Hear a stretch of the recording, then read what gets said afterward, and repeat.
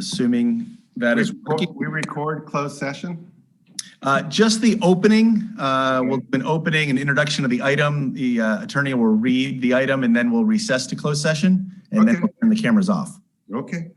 All right. During the break, when we go to the regular council meeting, I'd like someone to assist me because this isn't the best thing. Okay. But anyway, let's continue. 1, 2, 3, 4.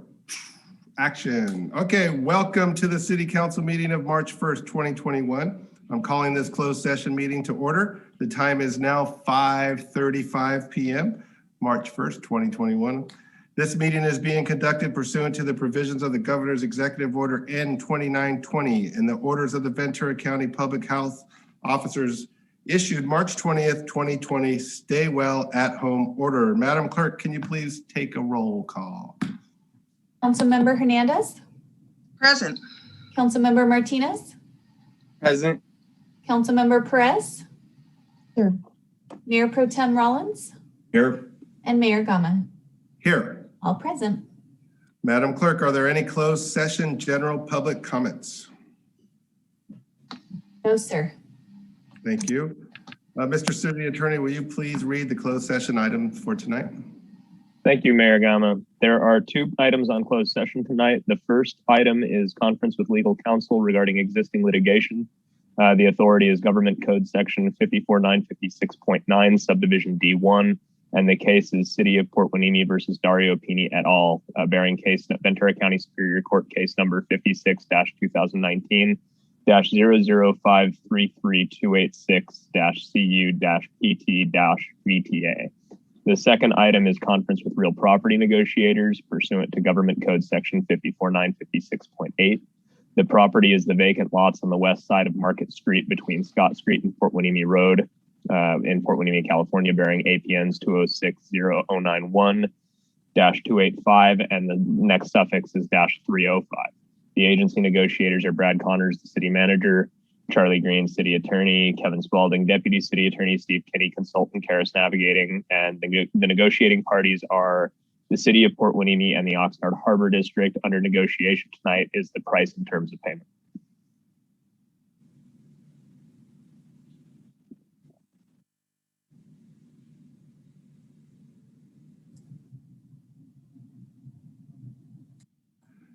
Thank you, City Attorney. I'm sorry I was muted.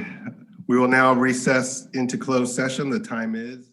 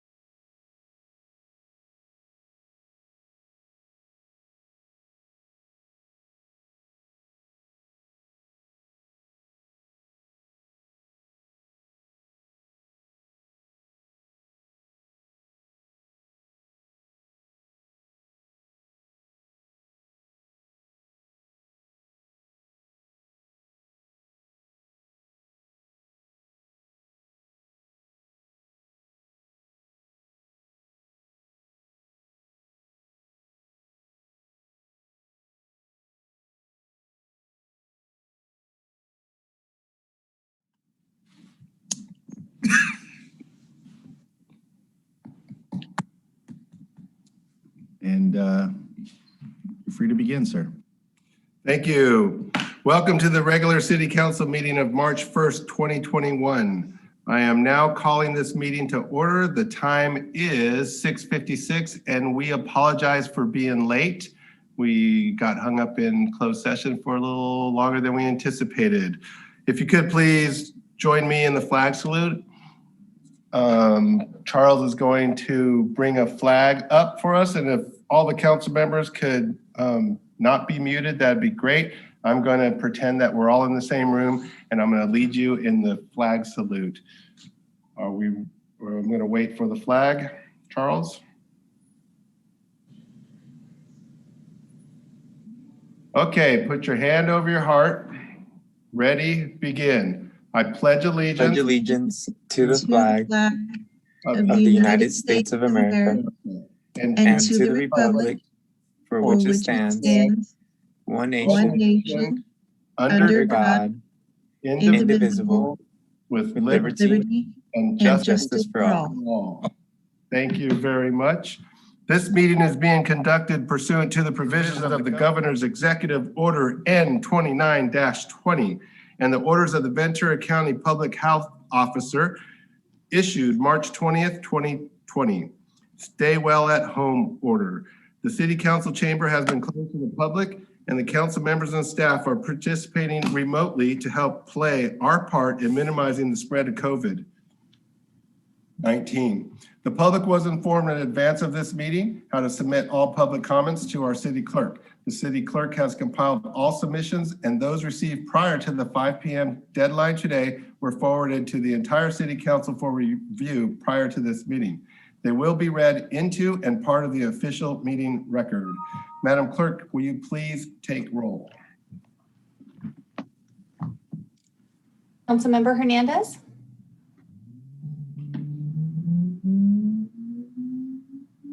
Councilmember Hernandez. I'm here. Sorry, trying to That's get to mute. Couldn't get to mute fast enough. That's okay. I wasn't sure if it was on my end. Councilmember Martinez. Present. Councilmember Perez. Here. Mayor Pro Tem Rollins. Here. And Mayor Gama. Here. All present. Thank you, ma'am. Mr. City Attorney, will you please provide a closed session report? Thank you, Mayor Gama. There were no reportable actions taken in closed session tonight. Thank you, sir. Today's inspiration will be presented by Councilmember Martinez, and we are very excited. This is his first inspiration, and take it away. So I just want to say hi to everyone. And I have a video. I'm not sure if they're going to be posting it. Charles, are you going to be posting it? I sent it to Brick. I'm sorry, I'm afraid I don't have access to that file right now. If I send you a link, can you present it? I can. Yeah. A file would probably be better if you can send me a file, but yes. Okay, hold on. I don't know if you guys want to. I mean, my bad. This is my bad. I thought maybe it would have been taken care of, but I can get a copy real quick. Give me a second.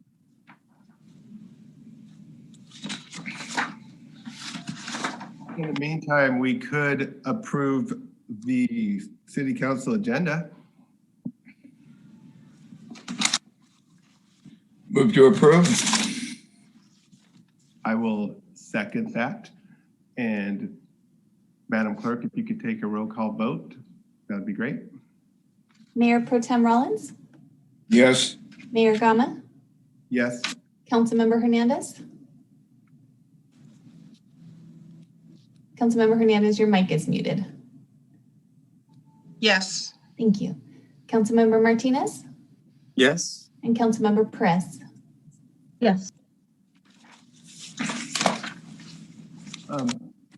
We could read public comments at this point, and we'll let that video get loaded up and ready, and then we'll come back to inspiration if that's okay with everybody. That's Yes. okay with me. Sir, I do have the link that Councilmember Martinez just sent. So whatever your pleasure, but I can attempt to display that whenever the council's ready. Okay, so Councilmember Martinez put together a video for his inspiration, and would you like to introduce it, Councilmember Martinez? Yes, so I had an idea of, letting everyone know that I'm really thankful to be part of the city government. And that's because through my experience these last couple months, I've gotten a chance to know a few of the people that work in the city, and I think they're absolutely great. And, I just wanted to highlight our employees. Okay.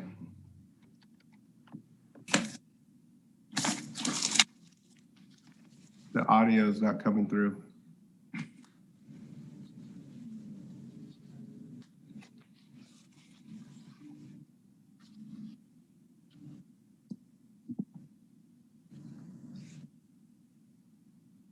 Yeah, it might only be possible for Bobby to share the screen and show it on his computer.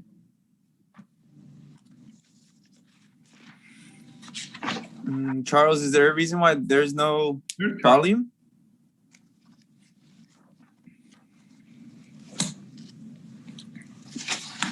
I'm sorry.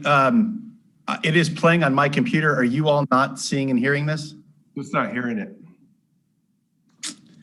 No, I had this issue with the last video we attempted to play on Zoom. Don't know. It's coming through on my computer, and I frankly don't know why it would not be displaying the audio. Okay, how about you start it over, and then I'll say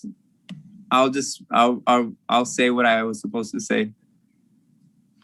Okay, I'm ready if you are. Okay, all right, you can press play. So my name is Bobby Martinez, and I am one of your Hueneme City Council members. I'm here today to shine some inspiration on all of our city employees because they deserve to be recognized for their hard work. Recently, our city staff set up some pop-up stations in our parks so that the community could be aware of our newly developed parks and recreation master plan. But it's not just about them, it's about all of our employees who work really hard to keep the city clean and running smoothly. Especially during these tough times when we just need a smile and a friendly wave. So for my day of inspiration, I want to recognize every single one of our employees, including everybody who works in our police department, housing department, human resources, IT, finances, community development, public works, maintenance, and facilities. We are also really fortunate to have a unique set of city council members. I'm a teacher, but we also have a former Parks and Recs director, an emergency response manager, a paralegal, and a mayor who volunteers his time to keep our beach clean. These past few months have been great for our city, from the Alaska Memorial, the Habitat for Humanity project, to the Cops for Tots event. The city and its employees have worked hard to keep moving forward, and I want to shine some light to the great things that are yet to come, because we are here to work together so we can make the city the best it can be, the gem of Ventura County. Thank you. Very well done. That was a really good voiceover live. That was awesome, Bobby. That's really good. Thank you so much for that. So we approved the agenda already, and now we're going to move to general public comment. Madam Clerk, are there any general public comments for tonight's meeting?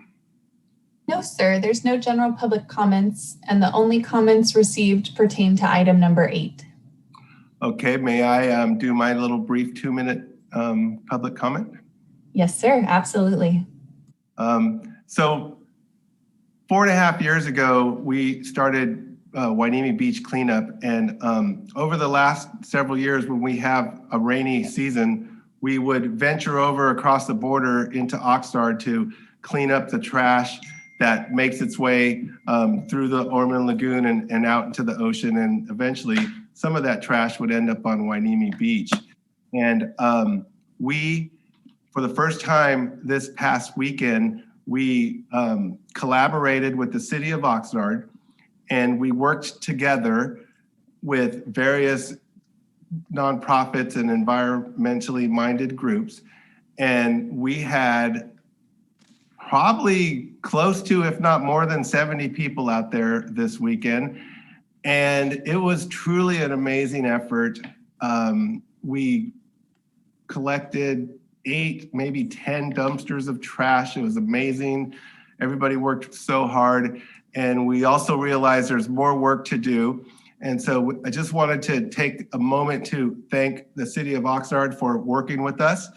And we want to continue working to better our environment.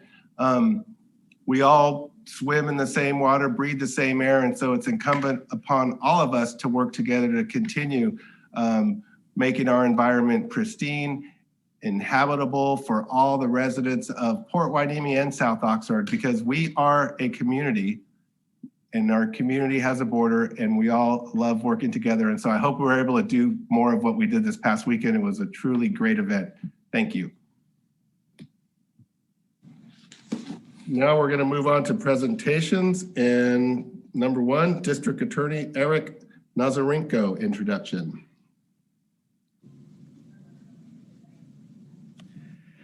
So I'm just allowing Mr. Nasarenko into the meeting right here. Good afternoon, sir. Good afternoon, Mayor. How are you? We're good. We're good. We're here in the friendly city by the sea. Nice to be before you. I understand you had a long closed session. Sorry about that. We did. And, sometimes things take a little longer than we planned, but we're so happy to have you here tonight. And we look forward to hearing from you. Thank you, Mayor Gamma, Mayor Pro Tem Rollins, members of the Port Hueneme City Council, and City Manager Connors. My name is Erik Nasarenko. It's a pleasure to be before you this evening, and thank you for the opportunity to do so. I'd like to spend our time as follows. I'd like to introduce myself, share with you a little bit about my vision as your district attorney. I'd like to also share with you some facts and figures specific to Port Hueneme about what we're seeing in terms of prosecutorial trends and services to your victims. And then lastly, time permitting, I'd like to take any questions. I'd like to begin by mentioning a goal that you have in your city, which is enhancing community involvement. And that indeed is one of my goals as well. I was appointed on January 26th by the Ventura County Board of Supervisors, including your county partner, Supervisor Kelly Long. And one of my stated objectives was to build direct connections to city council members, communities, neighborhoods, school districts, and the like. And one of the reasons I think that's so important is because you, one, will understand what prosecutors do, how our office can be of assistance to the city of Port Hueneme, its council members, and the constituents that you serve, but also it will help address and answer any questions you may have, questions that may come on to social media and thus perhaps not be adequately addressed or answered. I have a background as a Ventura County prosecutor. I've been one for 13 years. The last 5.5, I've prosecuted primarily sex crimes, namely child molestation and crimes of rape. But I also, like so many of you, come out of civic government. I was on the Ventura City Council for about 7.5 years. I served as a mayor, a deputy mayor, and when I resigned in January as a council member. And prior to that, I was on the Library Advisory Commission. So my roots, like so many of you, are in civic governance, municipal leadership, and it's something that I really value and care deeply about. In terms of my vision, I want to make sure that our county remains safe. We have a unique quality of life, and I pledge to maintain it. And what that looks like is being tough, but also being fair and reasonable. And when I mean fair and reasonable, I think specifically about the mentally ill, those suffering from mental health disorders who need help and assistance, not necessarily incarceration. So what I am doing in my first 5 weeks is the following. One, I am going to create a dedicated mental health unit, which will include deputy district attorneys who specialize in the field of mental health, understanding both the criminal and civil nature of the legal system as it pertains to those suffering from mental health disorders. I will also establish policies and procedures that will guide our deputy district attorneys and our office in terms of addressing mental health disorders. And also, I will increase, enhance, and really focus on what are called collaborative courts. These are courts wherein we try to seek treatment, psychiatric assistance, direct intervention and support, and also court supervised medication regimens so that individuals can get the help, care, and assistance they need rather than being incarcerated. So this is a commitment that I have as your district attorney, and it's one that I take very seriously. Also, something that I'm very committed to is increasing diversity, equity, and inclusion, and trying to build a district attorney's office that is more reflective of the county that we represent. I want to share with you some very specific facts that have been provided by one of my chief deputies, Mike Jump, who's on this Zoom call with us.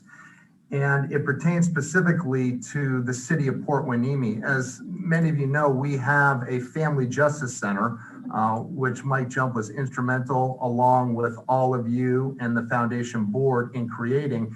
And that family justice center is really a one-stop shop for victim services. Individuals can go into that family justice center and seek family law assistance for guardianship, child custody, marriage separation and dissolution. They can also receive restraining order guidance and completion of such for domestic violence, elder abuse, and other types of criminal activities.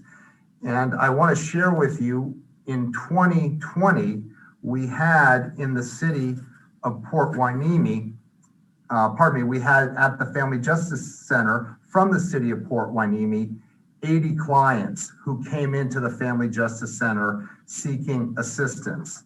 66 of those were female, 39 were between the ages of 18 and 40, and 17 of them had disclosed their primary language as Spanish or Mixteco. And then with respect to what we're seeing in terms of prosecutorial trends, I want to begin by acknowledging and thanking Chief Salinas. Chief Salinas is someone who I have great admiration and respect for. We have spoken both directly on the phone, and he is also a member of DCLEC. And as such, we have a regularly monthly meeting where we talk about topics of concern both to the city of Port Hueneme as well as to the county of Ventura. So let me give to you a snapshot of what we're seeing in a pandemic in year 2020, and then contrast that with the year 2019. So in terms of the number of cases that the Port Hueneme Police Department has submitted to the District Attorney's Office in 2020, 602 cases were submitted to the District Attorney's Office for filing consideration. Now, in contrast, in 2019, there were 488. So what we're seeing is there are more arrests and sadly more cases being presented to the District Attorney's Office in the COVID-19 pandemic when you look at statistics year over last year. And it will come as no surprise that one of the upticks among those cases is in the area of domestic violence.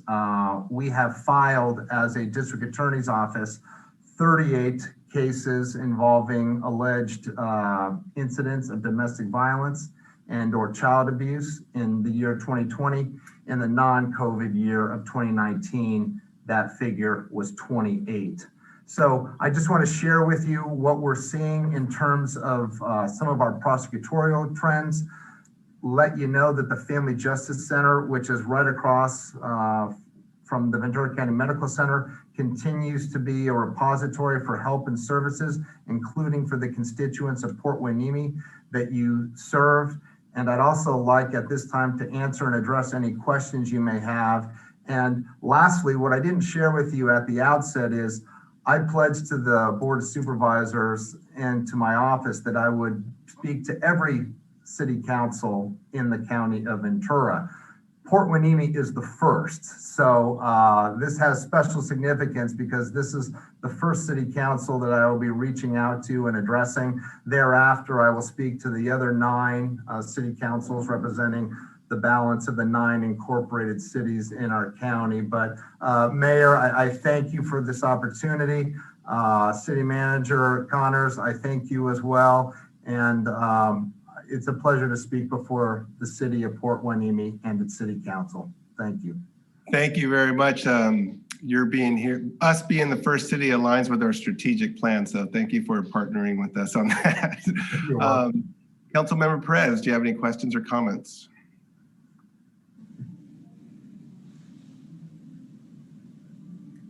She can't hear. She's on mute. I do. Sorry, technical difficulties. Not at this time. I do thank you for your presentation, and those numbers are not surprising, very, upsetting, but not surprising at all. And I hope we see that trend go back down, the numbers decrease. But you did answer my question. My question was going to ask you your attitude and your relationship with law enforcement. Yeah, and Councilwoman Perez, congratulations. But you pretty much said that already with your thanks to Chief Lena. Thank you. Thank you. And congratulations on your election. Thank you. Councilmember Hernandez. Yes, thank you, Mayor Gama. Hello, Mr. DA Nasarenko. Thank you so much for your presentation and sharing with us the goals that you have set forth for your office. I am interested in the policies and procedures to address mental health disorders, and you putting those forth for a county. That's so important and so needed. I and another council member, we've been working on issues related to the homeless, and that is one of the key areas that we haven't been able to really get our arms around and understand. And it does appear that more work needs to be in this area. More work needs to be done in this area. But my question is, in terms of the policies and procedures you're putting through, are those going to be based on state laws, or are you looking to develop local laws specific to Ventura County? Great question, Councilwoman Hernandez. My emphasis right now would be on local solutions. The County of Ventura is really dedicated to expanding the number of crisis stabilization beds in our county, as well as the number of inpatient psychiatric beds as well. You will see more psychiatric beds, for example, at Helmont in the very near future. Vista Del Mar, which unfortunately suffered significant damage in the Thomas Fire, Right. They too are expanding the number of inpatient facilities. You will also see in the course of the next several years a mental health rehabilitation center in the city of Camarillo, which will have upward of 120 beds. So in terms of how I see this issue fold out, it's how do we take those who are suffering from a psychotic breakdown or have severe mental illness and look at solutions that are different than incarceration in our county jail. And that looks like, to me, some of those opportunities, Councilwoman, that I just identified, making sure that I'm supportive of them, that my prosecutors are able to identify those placements as viable treatment options.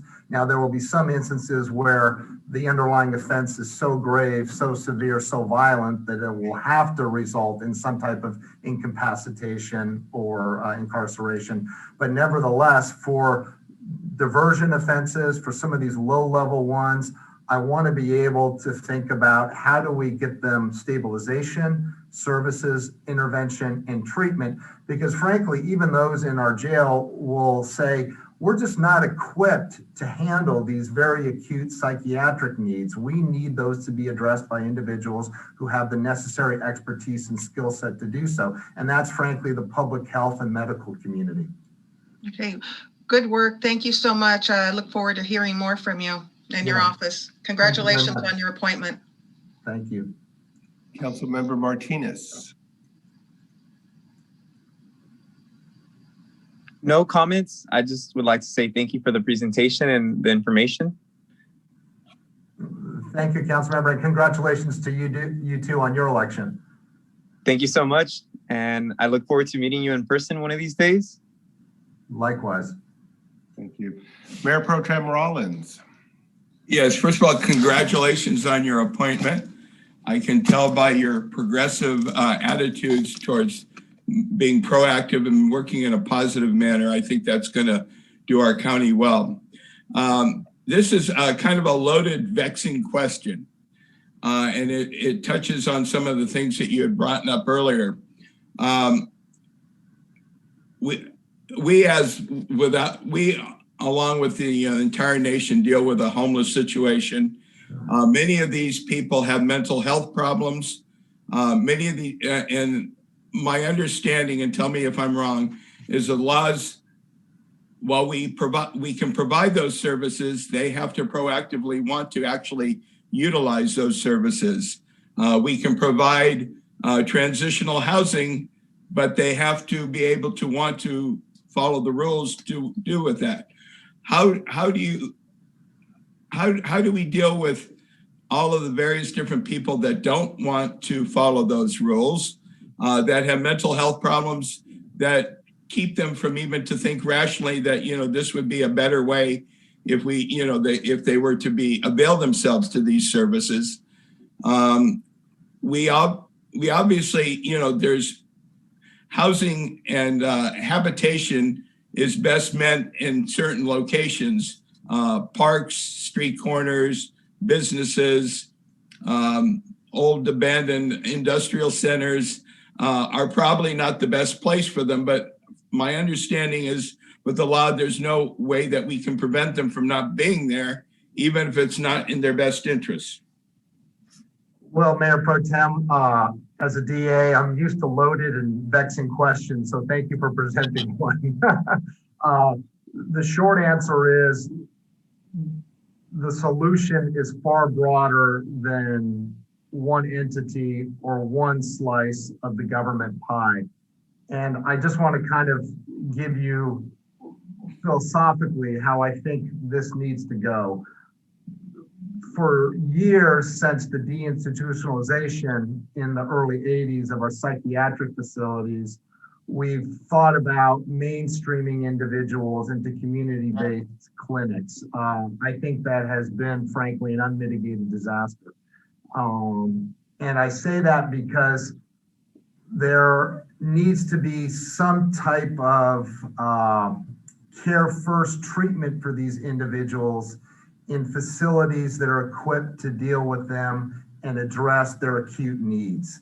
And oftentimes when we leave these individuals to be mainstream or integrated and we allow them to exercise free will, self-determination, they're just incapable because of their mental illness to do so. And oftentimes these cases come into the criminal justice system. They're co-occurring disorders, some type of mental disorder with a substance abuse. Somebody may suffer from bipolarity, yet at the same time have a codependency on alcoholism. So, these are very complex issues, but they can't be dealt with necessarily through a mainstream position. And why I say that is, I think we need to look at opportunities for more involuntary commitment, frankly. There needs to be opportunities in a humane way to achieve restrictive residential treatment so that individuals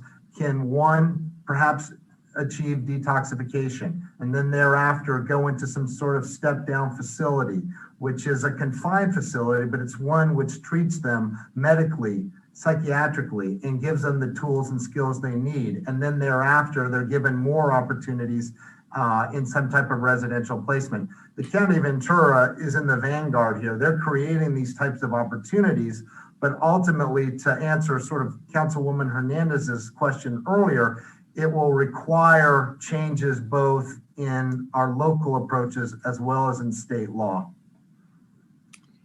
Thank you. Congratulations on your appointment. At some point, I think I would like to get some city council advice from you, because I'm 2 years into this and we're all learning, and 7 years is a valuable experience, and I would hope to sometime in the future be able to pick your brain. So the other day, actually yesterday, I went into a store and there's an individual who's clearly suffering from mental health. He's been living down at the beach behind some bushes. I know Chief Salinas is familiar with this person. And I came into a store and he didn't have a mask on. He was very, very dirty. And the store owner was kind of standing back and he was holding his coat over his mouth and he was buying chips, and the guy clearly has money. And he walked out of the store and the store owner says, "You got to do something about this. These guys, you know," and he kind of lectured me and gave me a hard time. He knows where I stand in the city governance. And so when I went outside, this guy was eating his chips and drinking his soda. And I decided I'm going to give him a clean mask. And I said, "Hey, sir, let me give you a mask." And he took the mask, cussed me out, threw it on the ground, and just made me feel so uncomfortable. And, you know, I was so struck because the poor guy needs help. And we can't help them. I can't help them. And so I really appreciate the fact that that's something that you're thinking about. And, you know, what can we do with a guy like that? How can we steer these people to the assistance and the needs that they have? You know, and it was heartbreaking watching him walk away, yelling at him, at me and other things. And just, he became unhinged because I offered him a clean, free mask. And so I really appreciate your comments, and I hope that we could find a way to help these people. Sure, and what I'd like to do, Mayor Gama, if it's okay with you, is perhaps in talking with Chief Salinas, if you don't have it handy in your wallet or on your cell phone, maybe provide the mental health crisis response line so that if you see someone like that and they're available, maybe they're able to interact and engage him. Obviously, it would be a voluntary approach only, but sometimes in these situations, when the men and women of the police force are just dealing with so many calls, we can make a call to a mental health counselor and they perhaps can be of assistance. So just one possibility. Yeah, do you have that code number available? Or I don't, but I'd be happy to follow up, or Chief Deputy Jump will do so, because I do know that there are individuals on behalf of behavioral health who can respond. And also, you know, Chief Salinas's men and women, so many of them, almost all, are trained in crisis intervention training, CIT, so they know how to deal with de-escalation, vulnerable populations, and the mentally ill. So they too have that skill set.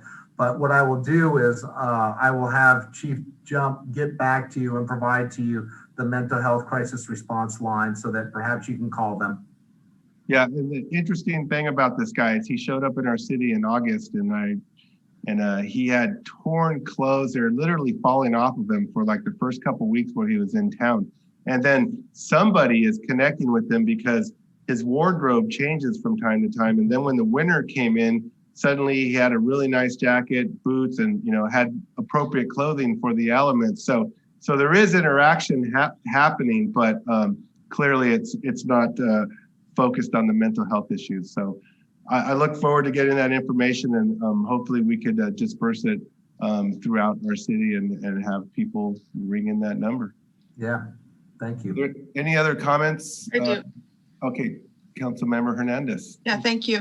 Yeah, I hope you don't leave here thinking that mental health is limited only to the homeless. I think we all understand there's other individuals in our community who need mental health assistance. And there's this stigma around seeking mental health assistance. It's been around for years, and I know the county does very well in trying to conduct outreach and publish suicide prevention phone lines and provide counselors and services like that. What's your perception in terms of how we might dissolve or rid ourselves of this stigma has elected officials? What can we do? I think you're doing it right now, this entire city council and Councilwoman Hernandez, by talking about it, by acknowledging it, by letting people know that it needs to be destigmatized. It's an issue that affects all of us, our communities, our families, our well-being. I had a loved one who suffered from mental illness, so it's very sort of just deeply felt in me. And when people who are in positions of leadership like yourself, municipal civic leaders, start talking about mental illness and the need for treatment and psychiatric counseling and assistance, that spurs discussion, and discussion spurs action. So I think you're doing all of the right things. Supervisor Kelly Long has been fantastic. She's been very supportive at the county level in terms of creating opportunities in the behavioral health community for our mentally ill individuals. You have a partner in Chief Salinas, but I would encourage all of you to just keep on making this a part of your council meetings and your day-to-day interactions with your constituents, because it builds a groundswell of support for change and funding, and that's ultimately what we need. Thank you. Again, thank you very much for taking the time and for waiting for us to get out of closed session. I'm sure you could relate. Councilmember Perez. Yes, I apologize. My internet is messing up. So when I was speaking earlier, I didn't get to touch on it. But I appreciate the mental health approach that you're taking. It is very much a personal part of me and something that we're working on and will be working on in the next couple of months of all the agencies and organizations around the county for NAMI and bringing mental health awareness and suicide prevention to a head and giving education to anyone who wants to have it through NAMI. So I definitely appreciate the crisis, the team that you're talking about creating, and the way you're going to be dealing with prosecuting those people. Yeah, and Councilwoman Perez, I just want to acknowledge you, and I know about your personal tragedy and what happened in your life. And I just want to say that this is something that has impacted all of us. And I appreciate your voice and your talking about this issue and your leadership on the city council. Thank you. Are there any other comments or questions? Mr. Nasarenko. Mayor Gama, I want to thank you for the opportunity. It's been great. It's just a real honor to be before the city of Port Hueneme this evening. It's a great honor to have you here. We appreciate your service to our community and Ventura as well. And thank you very much for taking the time to be with us tonight. We know you have a very busy schedule and you're greatly appreciated. Thank you. Have a good evening, everybody. Thank you very much. Okay, so we're going to move on to our second presentation with Chief Salinas and a COVID-19 update. Chief, take it away. I'd be more than happy to do that. I'm going to go ahead. Whoa, you got a tie. All right. Yeah, like the blue tie brings out the blue in my eyes, which is great. Okay, yeah. All right. Very Japanese. I didn't know you had blue eyes. Yeah, neither did I. All right, here. I'm supposed to have this set up already, and I should. Share screen. Here we go. And where's my COVID? There it is.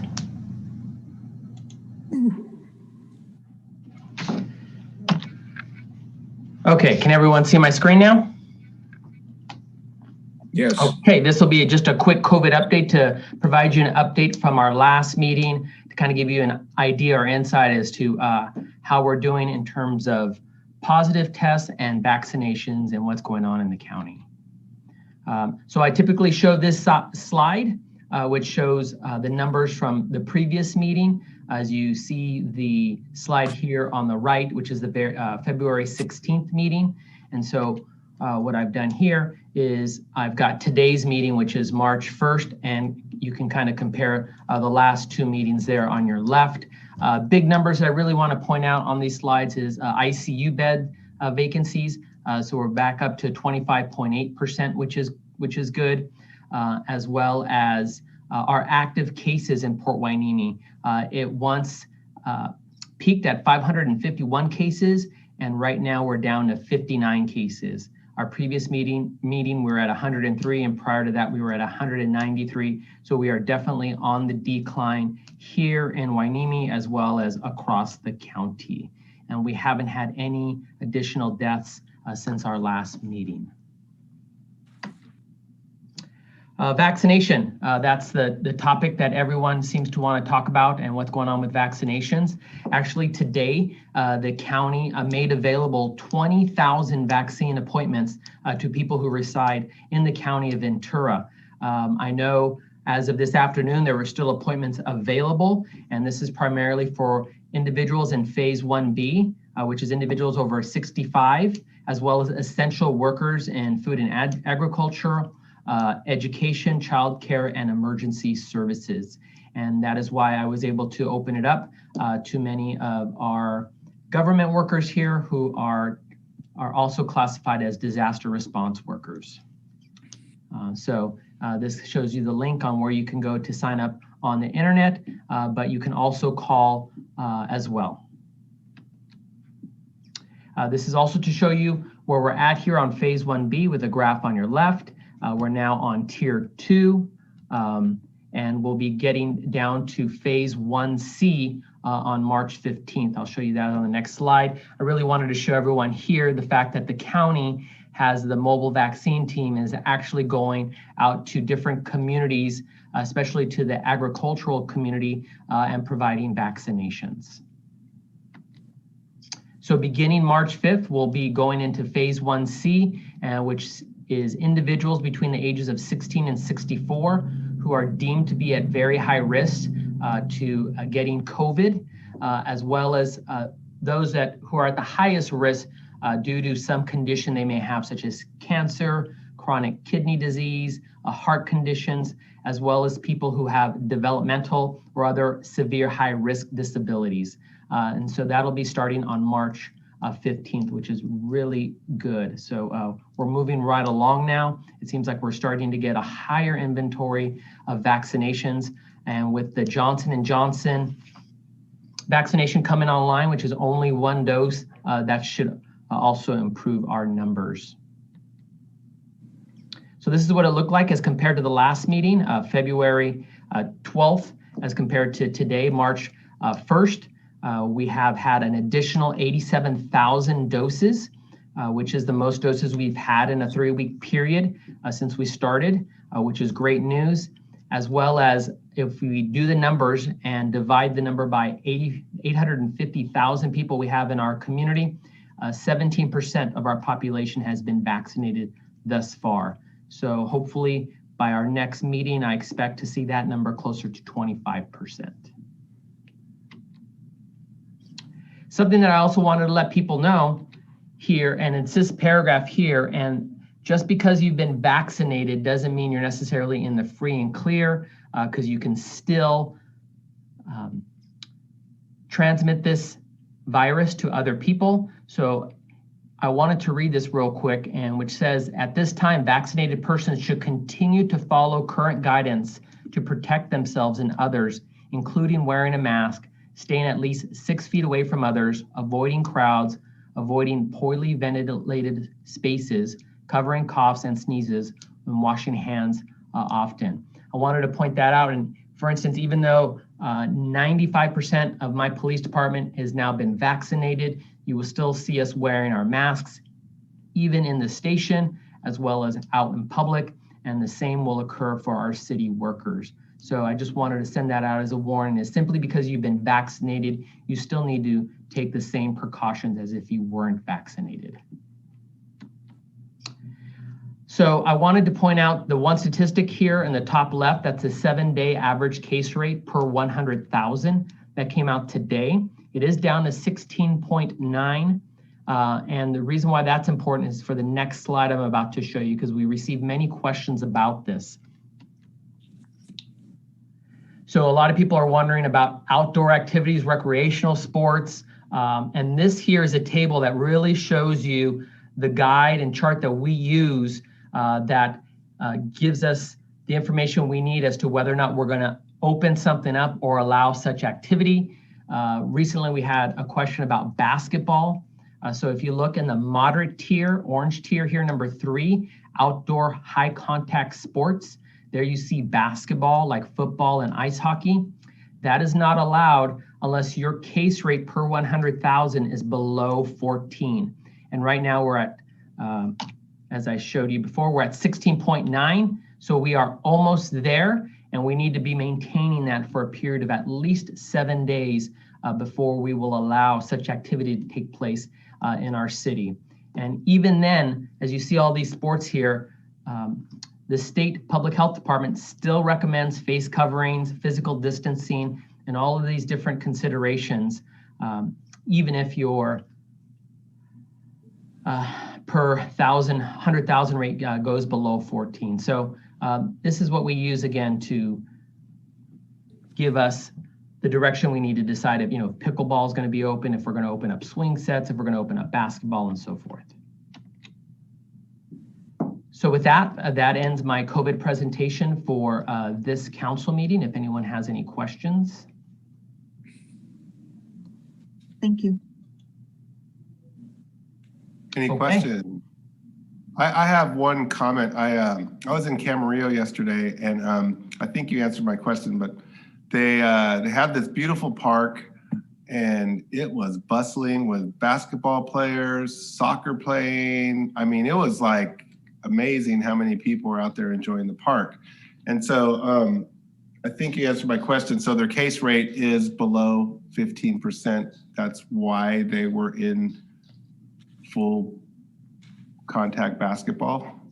Well, it's more of a county number that we use, and we're still not below that threshold. So really, they shouldn't be out there participating in sports that involve high contact, such as football and basketball. Other sports such as golf, pickleball, tennis, those are allowed right now. So to answer your question, they were in violation of the current guidelines. And then, yeah, it's funny because I just remember too, I also saw a football team practicing with full gear on, and I couldn't tell if they had a mask underneath their helmet, but they were in a local park in Oxnard, and I thought that was kind of interesting as well. So those are violations because it's a county number, not a city by city number? Correct. Okay. Mayor Pro Tem Rollins. Just a thought, Chief Salinas, regarding basketball.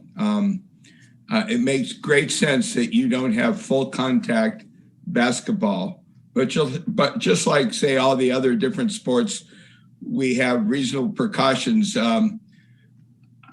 Is there any way to kind of adapt it where, because we rely on the public to follow rules anyway, where they could have perhaps a basket up there where, a parent and their son can shoot some baskets, not a full, full court press basketball program, but, just things for them to kind of be able to do that. I mean, it's kind of happening in reality anyway, but, it seems, that, to put a rim up there somehow is going to cause us to have the NBA come out and play basketball.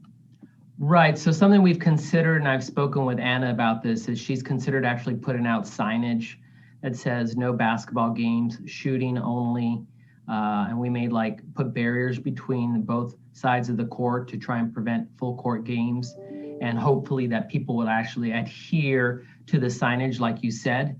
We rely a lot on people just following the rules. And so that is something that we are taking into consideration. Thanks. Any other questions for Chief Salinas? Okay, thank you. Let's go on. Real quick, how would we know? Are you guys going to tell us what you guys think about once you guys consider that option? In terms of like opening up basketball courts? Yeah, so we will do, just like we do with like street sweeping, we will send out a message to the public as well as let council know once we implement such procedures. Okay, thank you, Chief Salinas. Okay, hearing no further comments or questions, we're going to move on to 2021 Hueneme Beach Festival presentation. Take it over, Chief Salinas. Okay. So let's talk about something that everyone is talking about, at least around here and amongst council, and that's the 2021 Hueneme Beach Festival. Are we going to have it? Are we not? What are some of the things that we're looking at? And so I wanted to present everyone with just a general overview of what the Hueneme Beach Festival would look like, especially since we have 2 new council people with us. So right now, our Hueneme Beach Festival is slated for August 28th and 29th. It will be a 2-day event from 11 a.m. to 7 p.m. It is free admission. We don't charge to get in. It will be held at Hueneme Beach Park, which is in the parking lots of B and C. And we would expect an attendance of approximately 15,000 people. The festival will be coordinated by Surly Creative. That is the festival and marketing team that we have employed to assist us with coordinating the festival.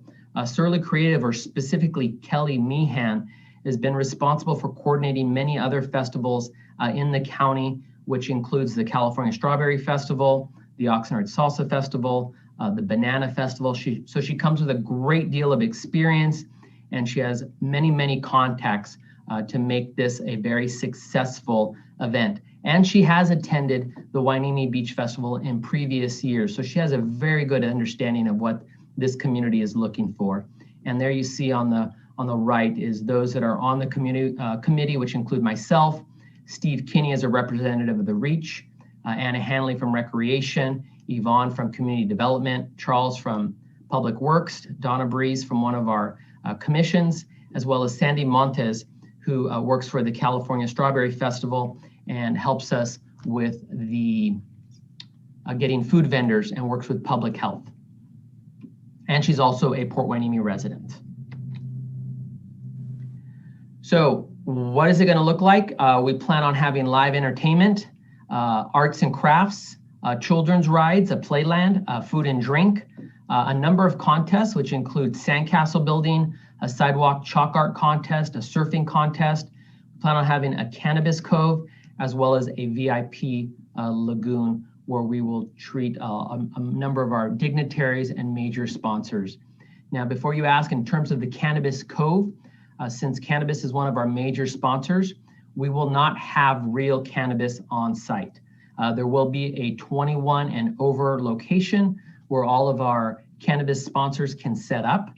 People can purchase cannabis, but they can't take it. In other words, it will not be on site. They will use what they purchase there and actually acquire their cannabis at an off-site location, if that makes sense. So we will not promote or have any cannabis on site, nor we will promote the use of cannabis on site. Some of our major sponsors include the City of Port Hueneme through the Community Benefit Fund, the From the Earth Foundation, which has agreed to pay for all of the entertainment as well as the stage and lighting, which is an in-kind donation of nearly $60,000. Safeport have committed, HPC, Freedom First, which is Skunk Masters, as well as obviously the Reach Foundation. So all of these people committed to our event last year and are ready to commit to our event this year as well. So So this is what the layout of the actual festival would look like. This is actually a draft of what it would look like. There might be some minor changes to it, but here you have parking lot B on the left and parking lot C on the right. You see the stage all the way to the left, your VIP tent, your blue, purple, and orange are food vendors. The light green is the Cannabis Cove, which will be a fenced-in area for 21 and over. The dark green are major sponsors such as Ford and Coca-Cola, whatever those major sponsors would be. The yellow represents arts and crafts and retailers. And then all the way to your right, you have your children's rides and play area in parking lot C there. The entire event, for security reasons, would be fenced in, and there would be 2 points of entry and exit. There you see right at Ocean View Drive and Surfside in front of the Ocean View Pavilion. And then there will be a beachside entrance for those that are participating in several of the contests, can have access in and out. It should be noted that we will have metal detectors when entering our event for obvious reasons. So this is what it looks like from above. This is a picture of a previous event. Ignore the dates at the bottom. We've pushed this an additional week to buy us some more time. As you can see, admission is free, and we will be charging for parking in parking lots A and trying to work out a situation with the Port of Hueneme to see if we can have off-site parking on their facility. But this just kind of gives you an overall view and idea of what the layout of the festival is. We already started in terms of developing a website and our sponsorship package. And we did this at the beginning of last year when we thought we were going to have a Hueneme Beach Festival. So we're already ahead of the curve in regards to getting things underway.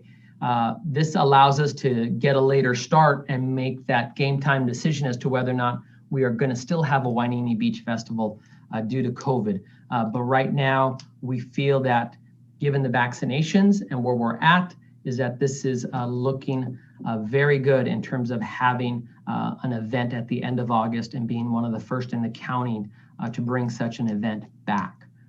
We have spoken with the From the Earth Foundation, and they have spoken with their entertainers who are very comfortable with coming back and being a part of our event.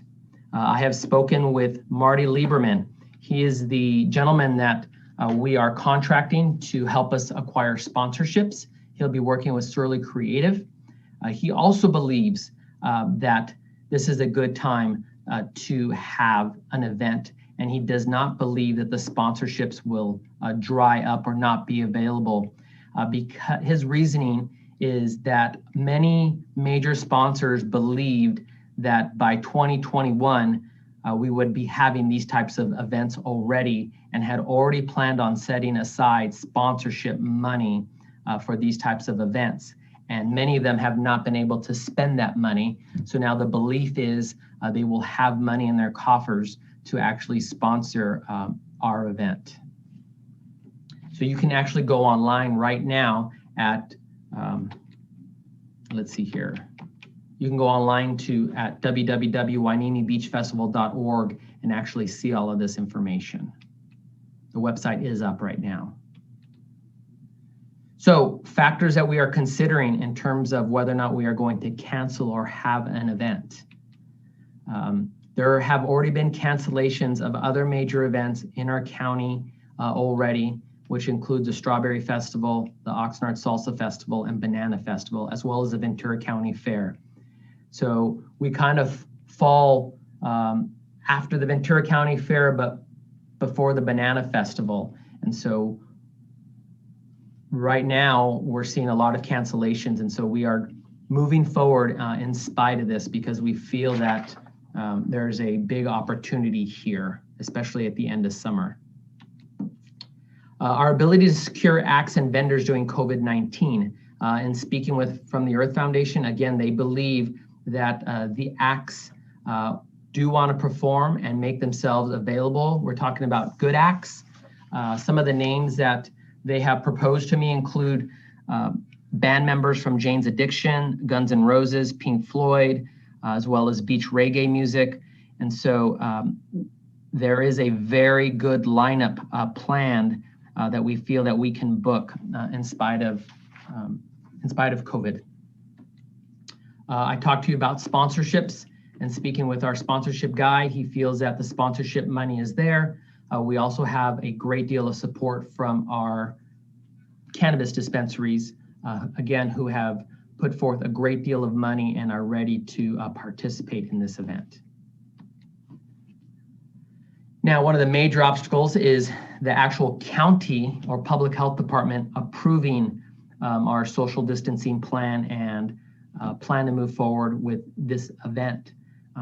They could, put a halt to it, especially since they must approve our food vendors as well as our COVID plan. And so that's something that we need to look closely at. Now, we had given an original deadline date of April 5th, which is the first meeting in April.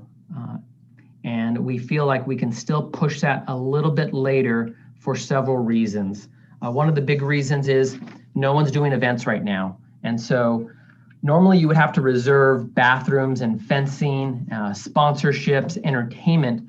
But since nobody's having events, all of that stuff is currently available. So we don't have to book it too far in advance. Because of that, we don't have to put forth the non-refundable deposits that we would normally have to put forth. And so that is something that's given us a little more of latitude in terms of making this game time decision, even as far as May. But we can't wait too long because we do need to book things like rides and arts and crafts people so that they can plan their summer and come to our event.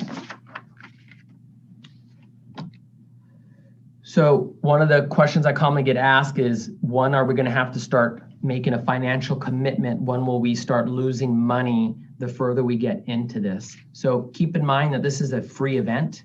We rely on sponsorships and vendors, donations, as well as our alcohol revenue from the event and cannabis revenue. This event will cost us approximately $175,000 to $200,000. So the figures you see here, May $10,000, June $10,000, July $20,000, and August $25,000 is pretty much the money that we commit to Surly Creative in terms of planning and preparation for this event. So if we get through May and decide at the end of May to cancel the event, we'll be approximately committed to about $10,000. Again, if we get to the end of June, it's another $10,000. The end of July, another $20,000. So that's something to consider. If we decide on the day before the event to cancel it, we'll be committed to this event about $65,000 that is non-refundable. And so that's something to consider as we make this decision moving forward. So with that, I'd be more than happy to entertain any questions and ask and answer any questions you may have about the event this year. Councilmember Perez, you're on mute. I have two questions. The first one is, are we considering allowing any of our local restaurants to participate and set up booths as vendors in the festival? Yes, they would actually be given priority. So any restaurants, cannabis, anybody already operating in our city will be given a preference and the opportunity to be a part of our festival. Great. And my second question is have we thought about, it has been, the question has been entertained between myself and Commissioner Rooney to offset some of the cost on us going in with the port, combining the Banana Festival, and they would share in partial cost. We have not considered that. I don't know if the city manager has already been approached, but that is something that we can definitely look at. I know she is definitely interested in discussing it. I don't know how far anybody else has gotten with it, but. Councilman Perez, City Manager Connors, I have discussions with the Executive Director, CEO of the Port, made notifications that we are examining an opportunity to do the Beach Festival with the intent to do some collaboration. Yes, sir. Mr. Mayor Pro Tem Rollins. You're on mute, sir. Thank you, Chief. I didn't know it went off. A couple of things. When the final decisions are made and we're being given by the county whether we can move forward, have you been given any indications as to what level we need to be at to move forward? You know, we have, you know, the different colored levels and stuff like that. Is there some kind of and you were kind of utilizing that as far as what kind of sporting activities could be done? But for festivals, what level would we have to be at for this, you think, to be a go? We would have to be near the bottom level, at worst, second from the bottom. I think the bottom level is it yellow? Almost the same level that amusement parks and major sporting facilities need to be in to be open. And that's some of the things, those are some of the events that we're going to be looking at, such as the Summer Olympics, Major League Baseball, football preseason. Those are some of the events that we're going to be looking at and seeing how they accommodate such events and seeing if there is some sort of concession to allow such events to happen. So yeah, we will be monitoring those events and seeing what direction public health is going in. So hopefully by as late as June, we'll be given some sort of definitive answer as to whether or not we should be moving forward with our event. Well, I know this would probably be complicated, but if we have to limit the amount of people to be in there at any given time, you know, because of their in close proximity, I always wonder if there's some kind of way that, you know, people could sign up for, you know, portions, you know, pre-sign up for portions of the day, you know, so that, for example, the cannabis outfit has a group that I'm particularly like. Well, maybe I can go there in the afternoon on this particular day so that we have a lot of people get to go there. Maybe they can't spend as long as they would normally do, but they could spread out. An idea. Yeah, that can be very difficult with free events and trying to pre-sell or pre-advance free tickets, because what'll happen invariably, people will sign up and then not show up. You almost have to start charging and financially committing people to show up on the day they actually buy tickets. So that's kind of the problem with that. And this is kind of, you know, I'm very excited about that we're even thinking about this, and I'm very excited that, you know, we're at least entertaining how we could conceivably do it. One other element, I know Councilperson Perez brought it up regarding getting the local companies involved in providing the vendors. The other thing would be the outside community groups. And maybe, I know years ago, they used to have the concept of Harbor Days where you had the festival, but the activities were spread out throughout the month. So there wasn't quite that intensity at any given weekend. And also there weren't that competition. I would like, you know, the committee to perhaps entertain the idea of like piggybacking perhaps, you know, I've heard everything from like Little League would like to do a cornhole contest to kind of raise money for their particular organization. May not be during that weekend, but it may be part of the Hueneme festival days, you know, per se, and other types of organizations, you know, whether it be, you know, yeah, tennis or horseshoes or whatever it may be, but, you know, try to encourage various different groups to maybe perhaps be involved, not on those weekend, but as part of the whole festival to give it that community feel. Yes, that would work, such as having these build-up events preceding the actual Hueneme Beach Festival, such as even having the surfing competition the week before, or stand building competition the week before, or having a 5K run the week before, or even like a parade. So yes, those are ideas that commonly work well to help kind of spread out the amount of people that show up. Well, thank you for your efforts so far. Thank you. Councilmember Hernandez. Thank you, Mayor Gama.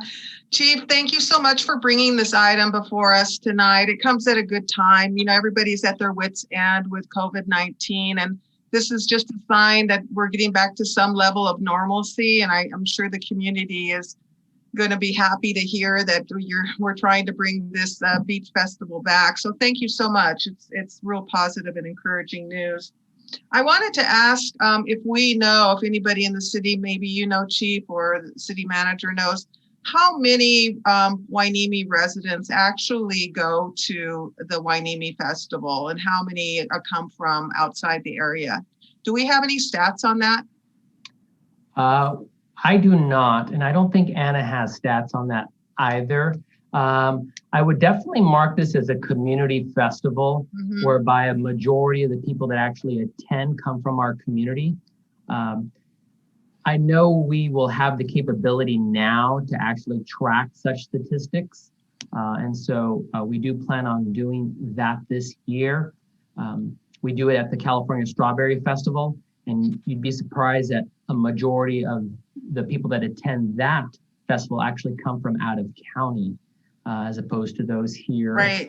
Beach Festival should be coming mostly from our community. So we will be tracking that thanks to computers and marketing that we have available nowadays, and people to conduct surveys. And so it'll help us guide us in future Hueneme Beach festivals as it is in terms of marketing and promotion. Great, great.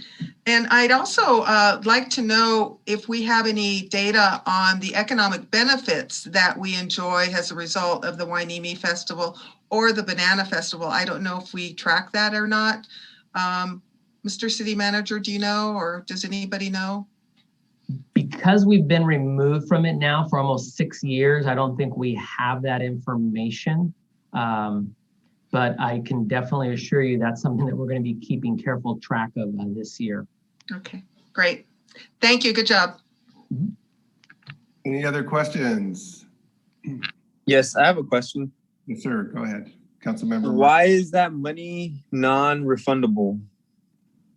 So what traditionally happens in these festival environments, let's say I want fencing or I want children's rides, I have to reserve it.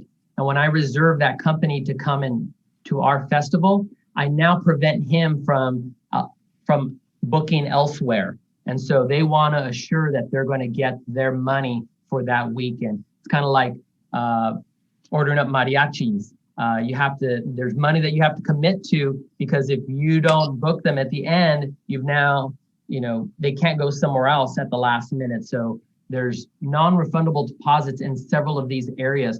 But since there isn't a lot of festival activity right now or events throughout the county, we can kind of push that a lot farther than we normally would, because people are looking for this type of business. And so that's why we can make this decision a lot later, because we don't have to commit so much money up front right now. At what point in time would we have to decide, okay, we're going to commit or not commit? Was it May? Was that the date? I would say by the end of May, beginning of June, the latest, is when we need to decide if we're going to go, or if it's going to be a go or no go, because at that point we're starting to pay out money, such as to Surly Creative, who's going to have to invest a great deal of time in promoting the event, website updates, and kind of coordinating, booking all of these vendors and different people. Okay, thank you, Chief Salinas. I appreciate that. Thank you, Councilmember Martinez. So moving forward, to me, I would, every time I hear a website, I think, aren't we in the age of social media, Facebook and Instagram in terms of promotion? Because,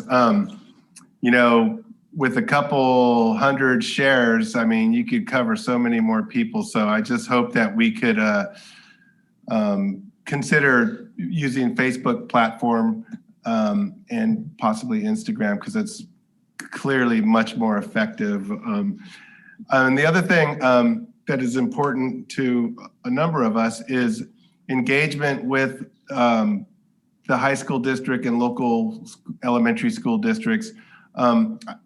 I really hope that we could get their involvement as much as possible, particularly the bands. I know the high school kids whenever they have a chance to perform, they just love it. So, and then one other thing is, I think there's a place for Ocean View Pavilion.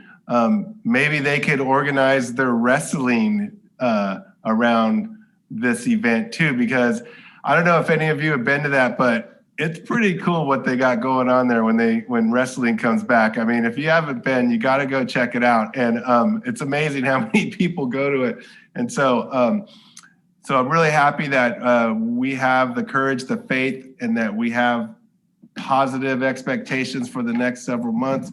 I think it's great for all of us to be moving in a positive direction, and I think this is going to be a really great event, community event, and the more involvement we get of our local community will be a great way to come out of this COVID pandemic at the beach with some waves, with some music, with the sand sculpture, with the chalk art contest, the local high school bands. I mean, this is awesome, and really glad we're moving forward. So are there any other questions or comments for Chief?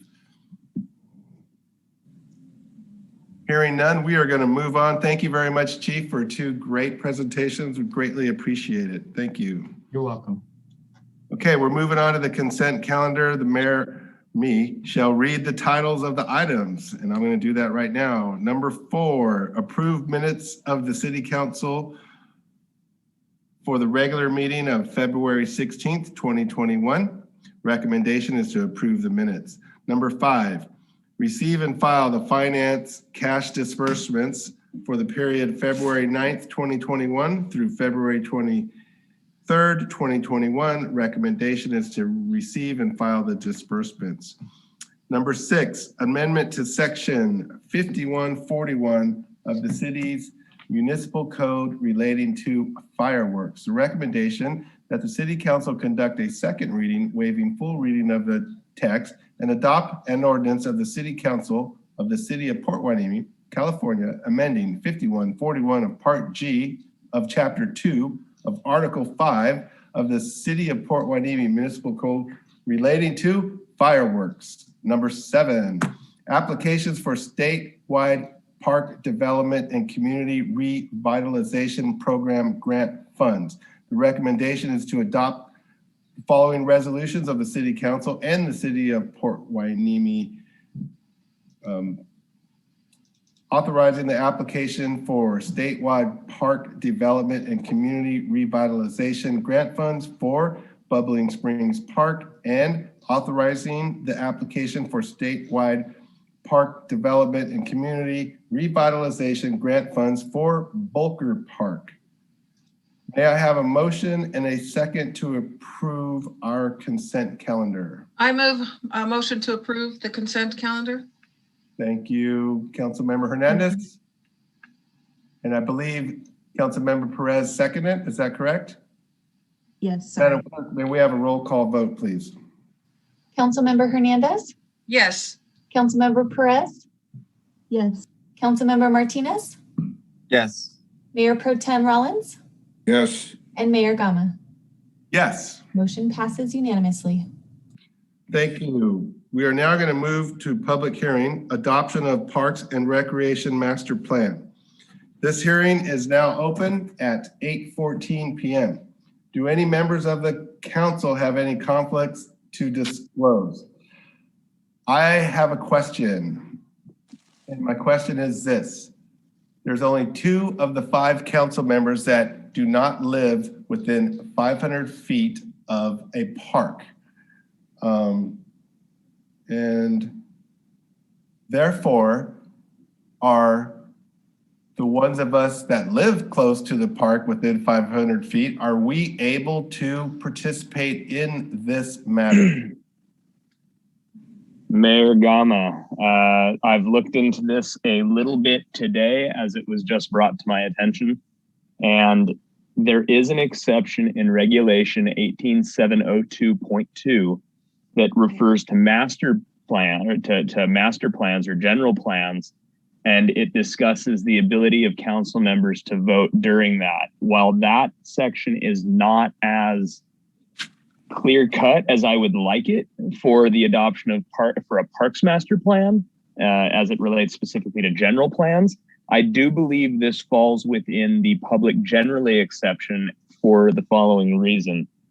This is not seeking any modifications or amendments that affect real property values to specific parks. So for example, adoption of this or discussion of this item does not affect Miranda Park. Instead, it affects parks generally throughout the city. And so I believe that at least 15% of the residential properties would be similarly affected, which gives rise to the public generally exception in that the material benefit received by any of the council members would be the same as the public at large.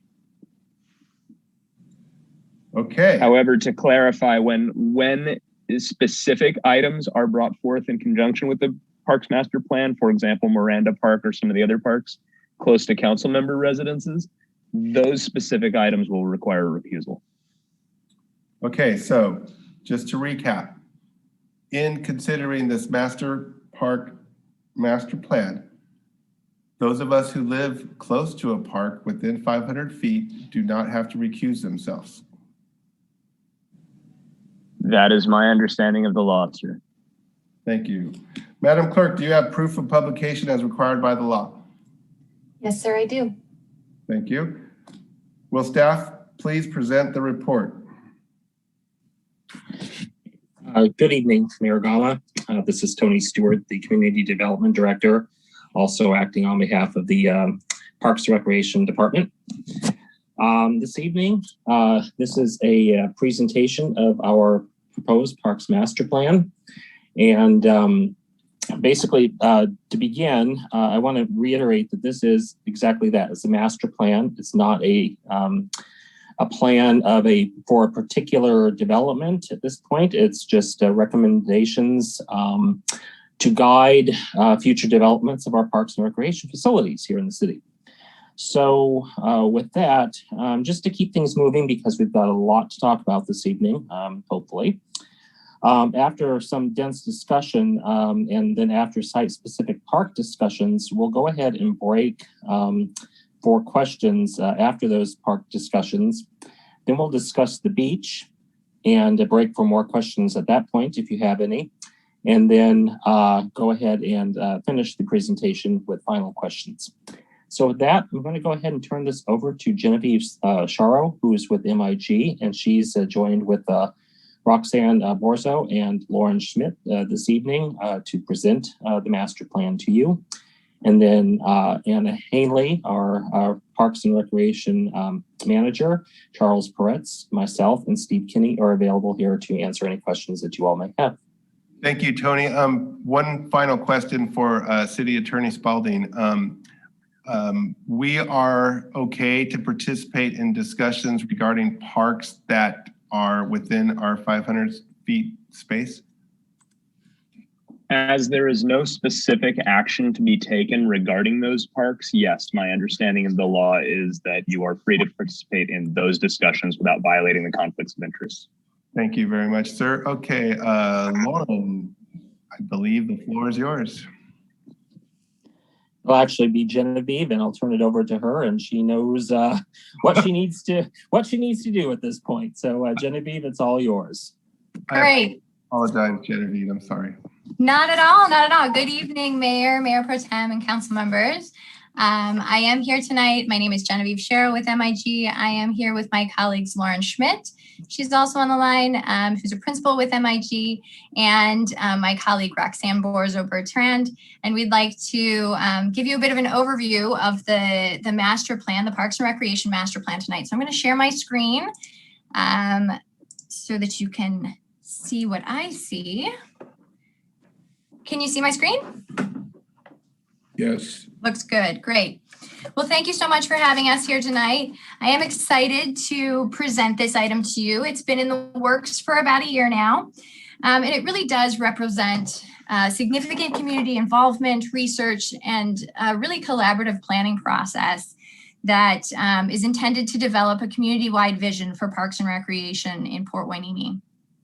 So this Parks and Recreation Master Plan, or you'll see the acronym PRMP, around. It's really an important tool to articulate the community priorities, recreation trends, values in the community, and it's really intended to guide future planning and development of the parks and recreation system for the next 20 years.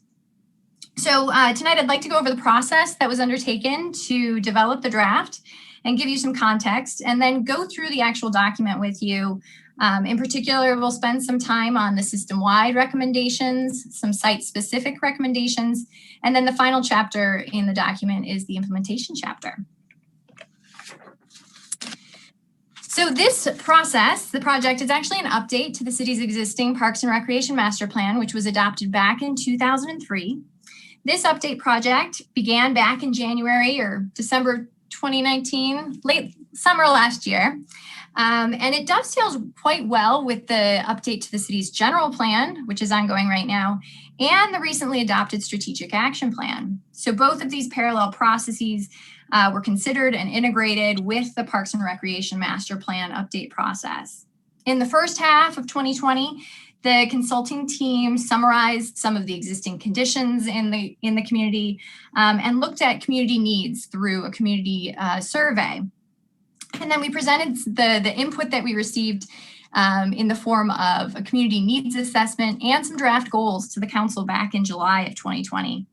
And then through the summer and fall, we continued to test ideas with the community. There was another survey in September, and we developed the plan framework, refined those goals, and really came up with some of these recommendations that you'll see here tonight.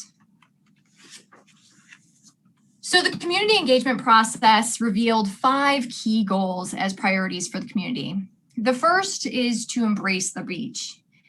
Really thinking about the beach as a key asset, to leverage it, to protect it, and to invest in it as an integral asset for the community, for residents, for the workforce, for visitors, to experience the variety of recreation, relaxation, and ecology benefits of being at the beach can afford.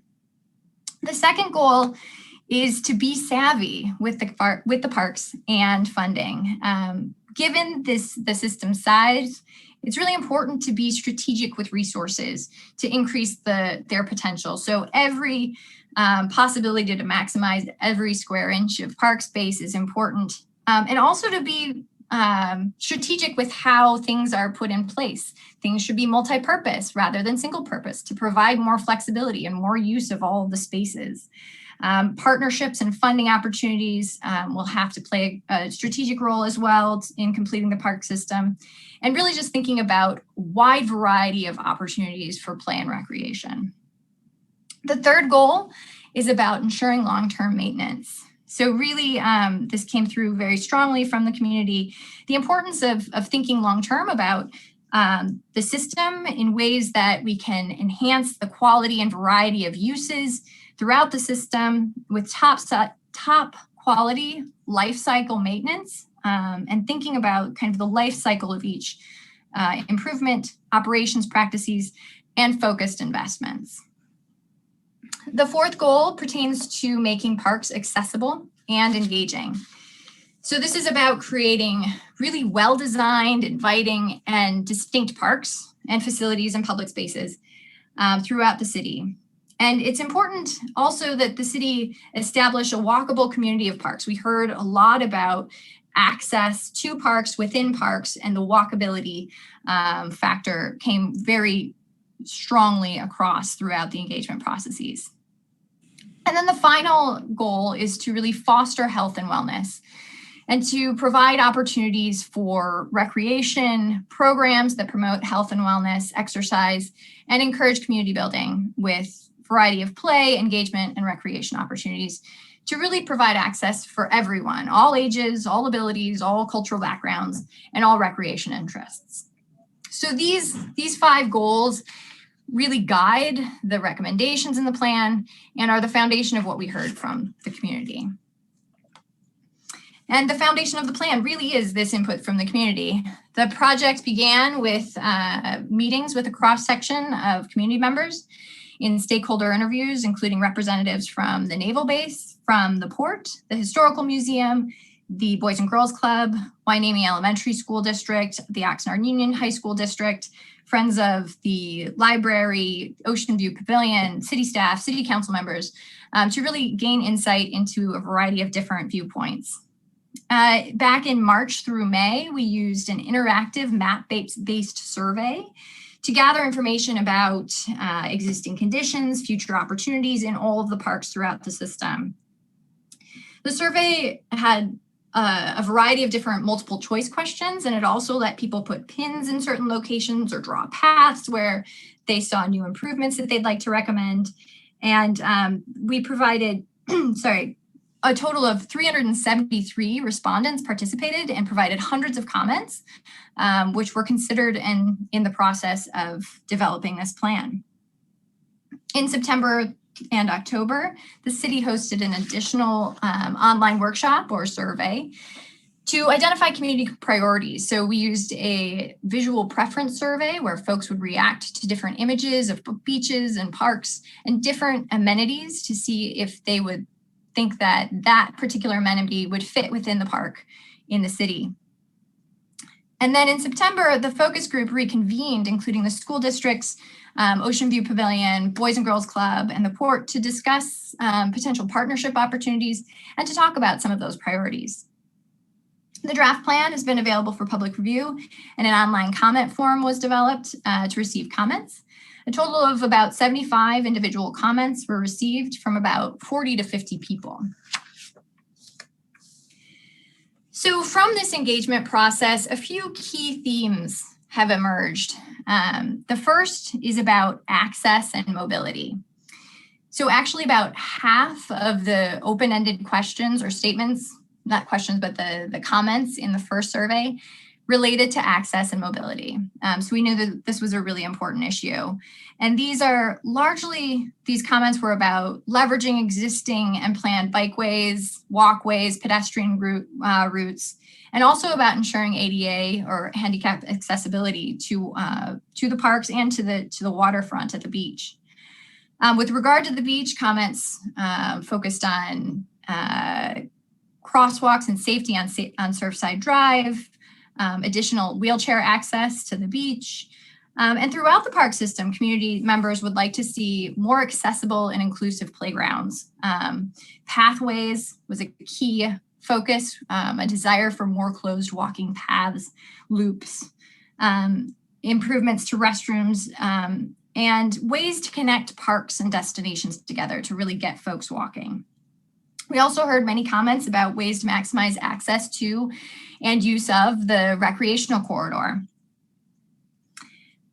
Secondly, folks talked a lot about design, about particular parks, and community members were really interested in increasing the level of comfort and amenities at local parks.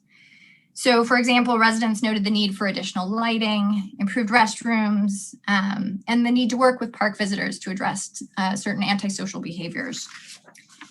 In addition, residents really focused in on improvements to play space facilities, improved fields and courts, new seating, shade, and picnic areas were high on the list of desirable things, as well as some new features like dog parks, splash pads, skate park, and additional community gardens. Those were all mentioned by participants in the surveys.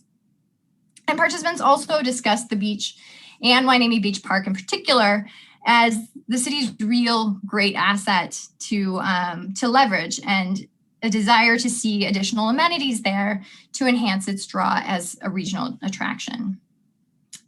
With regard to programs, residents indicated a desire for programming to support a variety of different types of fitness and wellness needs, as well as community-wide events, which were highly loved. We also heard great things about the junior lifeguard program and the importance of this program to the community.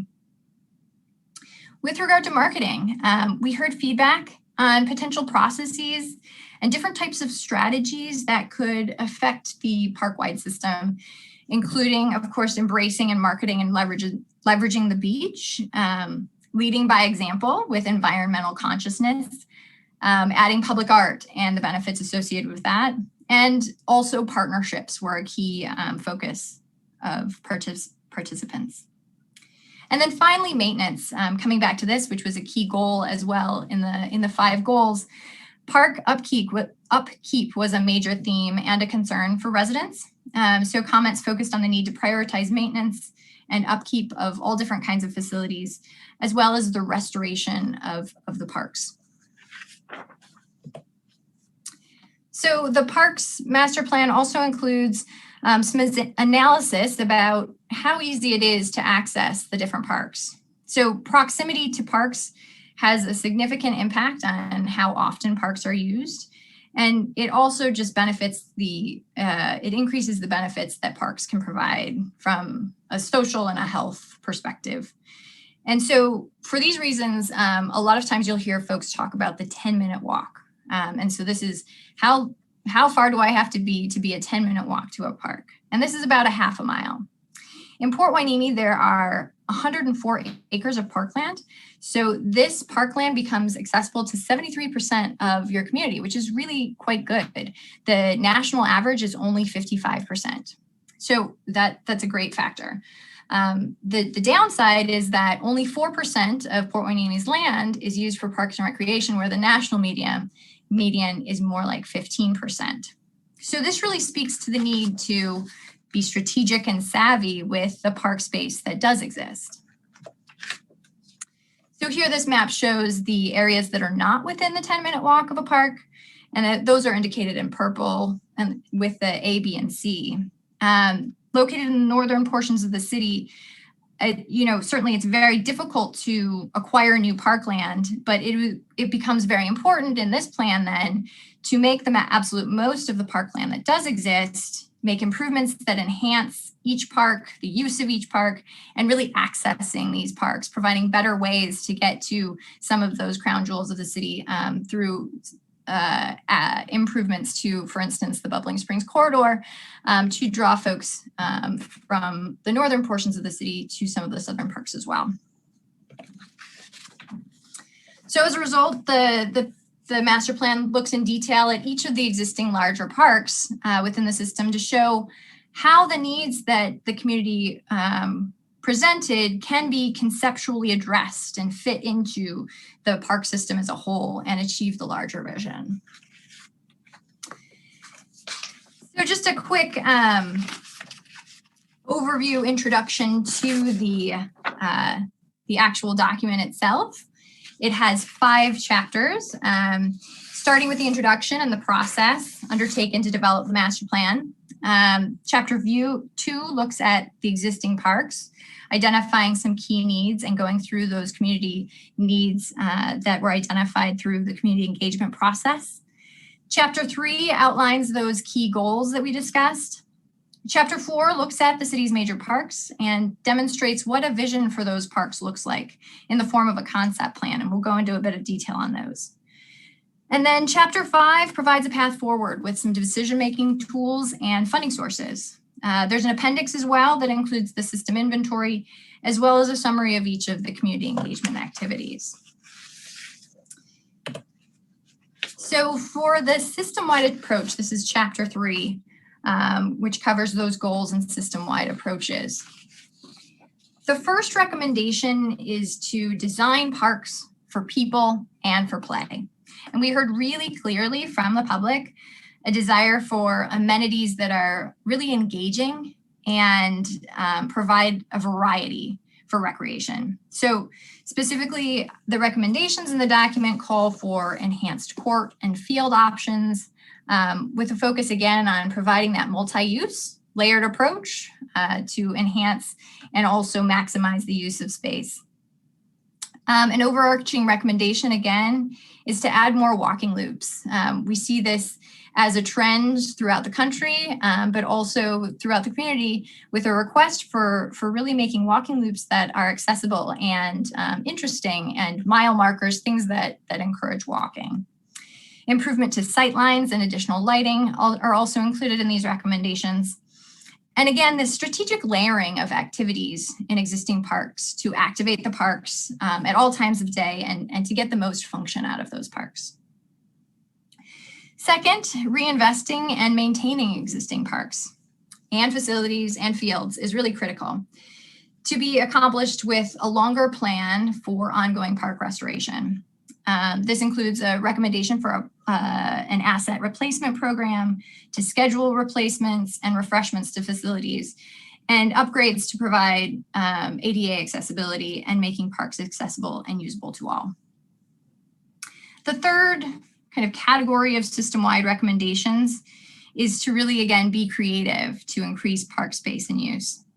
These recommendations include more incremental measures, recognizing the constraints of existing space, thinking about existing right-of-ways such as rails to trails, underutilized public land, any creative solutions really to open up the opportunity as ideas come along to maximize park space in the community.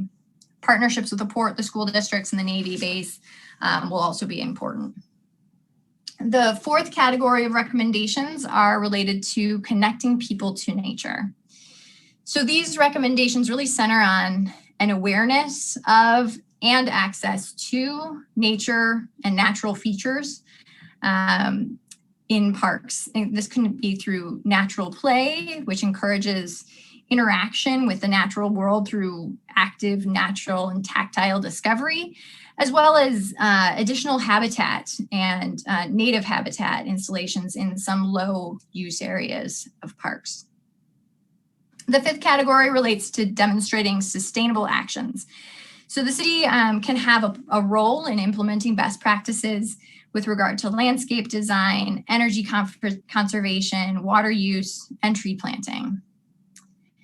Sixth, the plan is centered on encouraging health, wellness, and community culture through arts, cultural wellness, and recreation events. And then finally, to move specific projects forward, it'll really be important to develop a 5-year plan, a 5-year work plan that prioritizes and aligns improvements with community needs and available funding, because there's a lot of desires in this plan, and certainly can't all happen at once, and we always have to consider the other capital improvement needs of the community at the same time.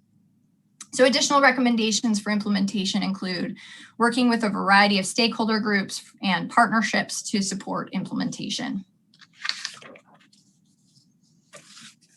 This chapter also includes some system-wide criteria for different types of parks that were seen as in high demand in the community. The first is with regard to enhanced play criteria. So really coming up with ideas for how play can be integrated into existing spaces. We've also identified some dog park criteria. So what are some site considerations that need to be considered regardless of where that location is? We have some factors that should be considered in any new dog park installation. And the same with regard to sports courts and fields. So given the small scale of the park system with really just 3 parks plus the recreation corridor plus the beach, and a really clear direction from the community to enhance these parks, the master plan lays out some site-specific recommendations for these particular parks. So it's really important to note, though, that these are intended to be conceptual in nature and provide recommendations to articulate a vision for each of these parks, but they're not necessarily written in stone in any way. These are recommendations for a process moving forward.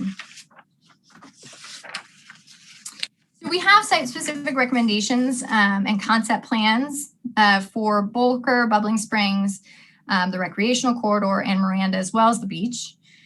These are really visionary, and any process moving forward would require a design process, more community input, environmental review, plus the actual construction process. So still quite conceptual in design concept right now.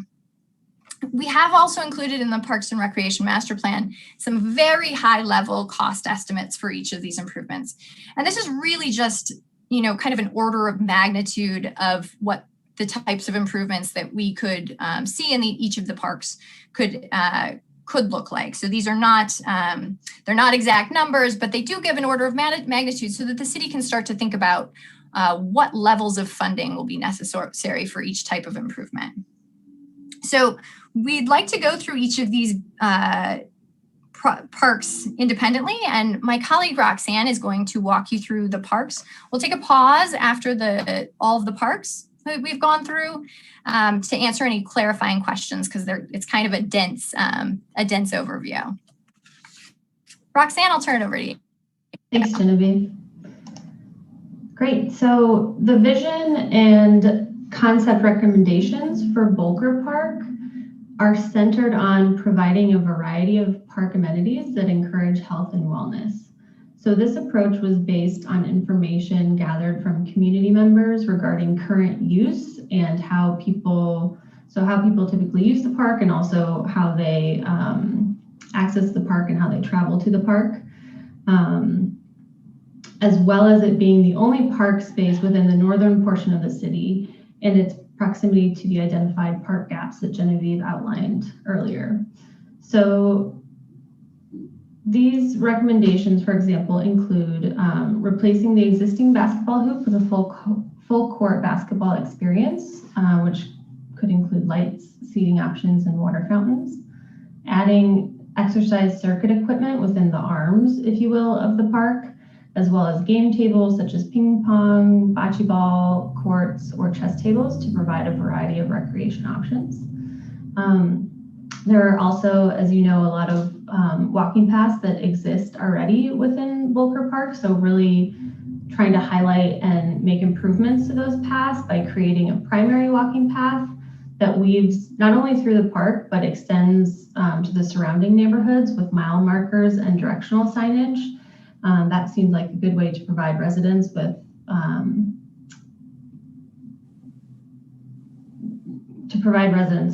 within walking distance of Volker Park with designated space for exercise. Other options also included adding a demonstration community garden with edible plants and citrus trees to provide an opportunity for learning about growing your own healthy foods. Improved play spaces to encourage interaction with nature, such as water and nature play options, and also adding a small community room at the south end of the park to provide space for local meetings and gatherings. Next slide, please.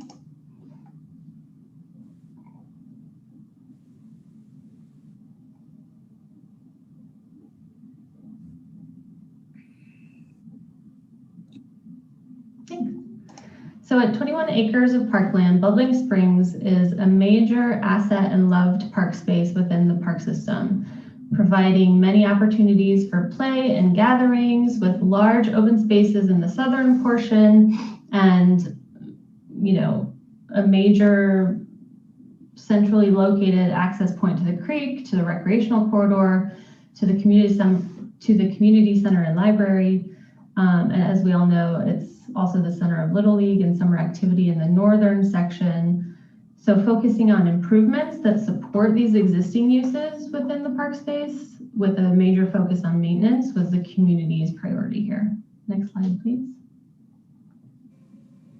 So concept recommendations in Bubbling Spring North could include improving circulation connectivity, not only within the perimeter or not only within the park, but also along the perimeter of the park. So connecting existing park paths to surrounding neighborhoods and providing a walking path or sidewalk along Park Avenue would encourage exercise and also connect the programming and activities between Bubbling Springs North and South.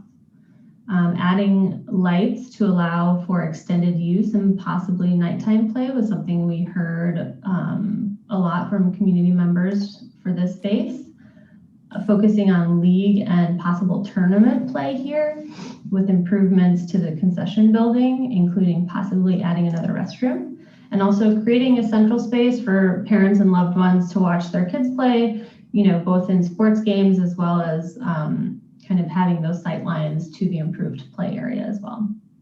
I also wanted to note, just based on Genevieve's comment about public art, that public art could be incorporated into the design of any and all park entrances, integrated into the improved play areas, as an educational component, integrated throughout the recreational corridor and creek, and/or as integrated into the park signage program, which we'll cover shortly.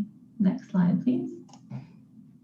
For Bubbling Springs South, the focus again was adding walking paths that create a closed loop and also provide additional access points to the recreational corridor, which of course lead to the community center and the beach. And then also adding multi-use fields and a dog park here, not only because of its central location, but there's open space here. So providing these two amenities that were identified as needs within the park system and also major priorities for residents. Next slide, please. So the Bubbling Springs Creek and the adjacent corridor is a very unique asset linking all parks, with the exception of Volker Park and the city's pocket parks, to the beach. So highlighted here, recommendations include a signage plan, so highlighting possible locations for gateways, also directional and interpretive signage. The interpretive signage in particular creates an opportunity to educate residents and tourists on local watershed and any habitat restoration initiatives that the city decides to take on. This plan also points to possible additions to the city's bicycle network to increase access to the corridor as well as the beach. And lastly, next slide, please, to implement a plant palette along the corridor as well as at the natural area at Hueneme Beach Park. So to highlight native coastal California species. Also an opportunity to highlight the city's dedication to climate resilience and resource conservation, as well as refine and support a process that is naturally happening at Hueneme Beach Park, where the creek meets the ocean. Next slide, please. And last but not least, before we take questions, is Miranda Park. So there are several unique opportunities at Miranda Park that build upon it being the city's premier tennis and pickleball destination, as well as its proximity and somewhat integration with the creek.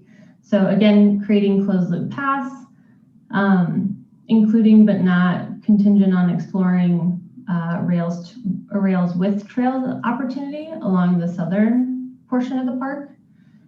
Highlighted in yellow, there is adequate space to provide community members with a large multi-use field, so to meet the need for soccer and football play.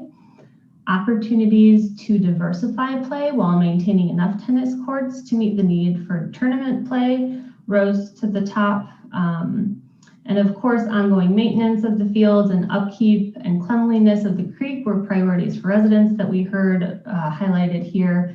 But those recommendations were mostly addressed in the system-wide chapter. And lastly, to consider the programming and future development of what this plan is calling in-between spaces that might create a restful spot under a mature tree facing the creek to engage and appeal to a variety of park users that also balances the otherwise heavy sports uses throughout this park. So Genevieve will continue shortly with site-specific recommendations for the beach, but we will take a moment to stop here for any questions about park recommendations. Okay, who would like to go first? Mayor Pro Tem Rollins, I see your hand up. I'm excited. You folks have showed some great creativity as far as different opportunities and looking at the different parks and and I think one of the things that you addressed in the report was that we have a very high obesity rate within our community. And I think that's probably indicative is that we haven't put the priorities on parks over the years. So there's less opportunities for people of all ages to recreate and to be physically fit. On each of the different parts, I probably could go a little bit too far. I just had some questions on Miranda Park. I noticed you said you'd have a full-size soccer field. I'm not sure how it looks like you can put a soccer field there, but perhaps not as a full-size soccer field. On the Bubbling Springs, could you clarify more? I read something about where you wanted to increase the size of the sidewalk for walking availability, but you would be impeding on the size of the street, the existing street. And maybe you can clarify what your ideas were there. And then I think, you were kind of spot on with, one of the things that was mentioned in Miranda Park is, there didn't seem to be a utilization of picnic facilities. Maybe that was an oversight, but there doesn't appear to be any kind of picnic facilities in that area. And I guess, finally, as we move forward, and this is a really ambitious idea, I think probably our top priority is going to be getting the parks up to snuff. Even the existing facilities that we have are quite in deficit. Our turf, our facilities in general, are lacking quite a bit. And I think probably as we move forward, that's going to be perhaps our first priority, to get like what we have in good operation, and then set priorities as we move forward. That's it at this point. Great. I can respond to a couple of those. With regard to Miranda, yes, this it's not a full-size adult scale soccer field. This is like a U12 size soccer field at the largest likely, but would still provide for a lot of youth opportunities here at the field space. With regard to Bubbling Springs, your question about the sidewalk at Bubbling Springs, I'm going to loop back to that one really quick.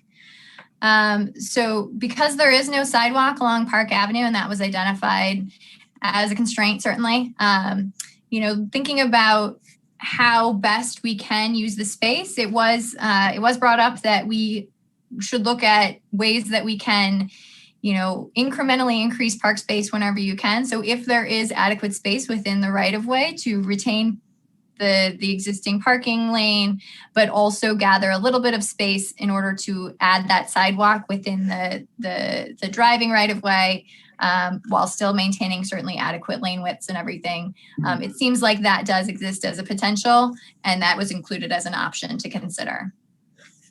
One of the things I read in the report was increased soccer facilities at Bubbling Springs Park. It seemed to be very much a linear park. And while I've seen over the years, groups doing little practices and stuff like that, it didn't look like there was the square footage to put any kind of real substantial soccer field there, but maybe I misread it. No, you are correct. So we know that folks are using this space, but they don't have adequate lighting, maybe using car lights to light evening practice for their kiddos. So we do have these spaces outlined where these can be small areas for soccer or football or pickup kinds of things, as well as those practices that are so highly needed. The practices are the times when everybody wants to practice. So we need a lot of practice time, of course. And then the picnic facilities at Miranda, I think, was your last comment as well. Yes. I'm piggyback on one of them, and that is I do want to applaud you on the need for lighting, because with a working society where most of the volunteer parents are working, the ability to maximize the use of the facility in the evening, I think, is good, not only because it will provide more activities for families to participate in, but also will kind of reduce the potential of antisocial activity going on in dark, scary areas. Great. I was going to just add that in regards to the picnic facilities, those could be incorporated throughout the play spaces. So that's highlighted in red here, or and or throughout the in-between spaces, which are all the blue spaces. So kind of trying to provide that flexibility. And also as far as the field size here is concerned, you might not be able to get the width, but you could certainly extend it in length. We were just trying to provide like keeping one of the baseball diamonds here. But that, you know, is up to a later design process, I suppose. Yeah. The design is, and I probably, forgive me if I, because that was my field, Parks and Recreation. I always looked at the potential of putting a picnic facility right next to the building. There's like a kind of an undescript sand area right now that, that would be the perfect place right off the parking lot for people to have birthday parties and things like that. So Absolutely, yeah. So the idea of kind of a plaza with seating area, picnic table, we heard a large desire from the community for the ability to rent space out to have their birthday parties and other family gatherings. Okay. I'll probably react more, but give everybody else an opportunity. Thank you. Who would like to go next? My screen's a little jarbled right now. I could only see Misty, our council member Perez. I'm sorry. Any other questions? Yeah, I have a question, Mayor Gama. Oh, okay. Now I see you. Okay, Council Member Hernandez. Thank you, Mayor Gama, and thank you to the consulting team for an excellent presentation and a well-presented master plan, Park and Rec's master plan. It's really nice to see our parks highlighted in the way that you presented them. So thank you for all of that. I had a question regarding the process and your discussions with the Navy base. Did you get a sense from the Navy base that they were in any way interested in being a player and helping bring recreational facilities or recreational and programs to the community, coming either on base or coming off base to do those kinds of programs? That's a great question. So I think, as you know, the city's had, it's with the naval base, there's always a turnover of command. So having that kind of long range plan is always a difficult thing. We have tried to reach out with them, and certainly your city manager has some key insights, I think, moving forward to what the Navy is able to do, where there may be possibilities for moving forward. And we do have the recommendation to keep that process moving forward.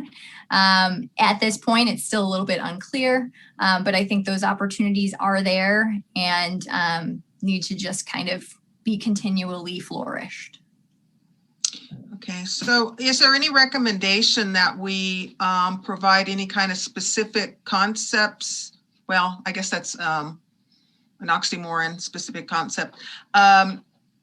Any like concept papers to the Navy on what we would like them to do? Maybe ideas that we have on the use of the their golf course for one, any of their softball fields, things like that. There's not a clear directive in this plan, but that's certainly something that could be amended to add some kind of a next in the implementation process of a next step forward on that. Okay. And then regards, I'm near Boker Park, but apparently it would take me more than 10 minutes to get to Boker Park from my home. But I think it might be less because I'm closer to Boker Park than the rest of my my complex here. But what concerns me about this 10-minute walk is the safety. Walking from my house to the park, there's safety issues that I would be concerned about. And then there was some reference to undesirable or antisocial behavior at the parks and remedies for that. what in your experience have you found to be helpful in deterring bad behavior at parks and antisocial behavior, crime activity, and things like that? Is there anything new or innovative out there that we can do to make people feel safer in approaching our parks and using our parks? There's a few things that I'll say, and then I'll ask Lauren Schmidt also to join in, because she's worked on parks throughout the country, and this topic almost always comes up. So I think there are a couple of key things that do work. One is really activation. So the more things that are happening at the park, the more people who are using the park, the less antisocial behaviors actually occur. So the more programming that can be put in place, the more exciting and interesting and varied level of amenities that we're trying to recommend through this process, those are all kind of getting to that end goal as well. It's also about lighting, safety, the way that a park is designed, making sure that the sight lines are corrected. So those are some of the improvements that we were recommending, at Miranda Park, making sure that, people can be seen and can't be hidden, is another way to address that. Some communities have looked at park stewards as, another way to make folks feel welcome at the park, and also be a resource for folks who need it there, to direct them to services that they may need as well. Lauren, do you have any other thoughts that you'd like to share?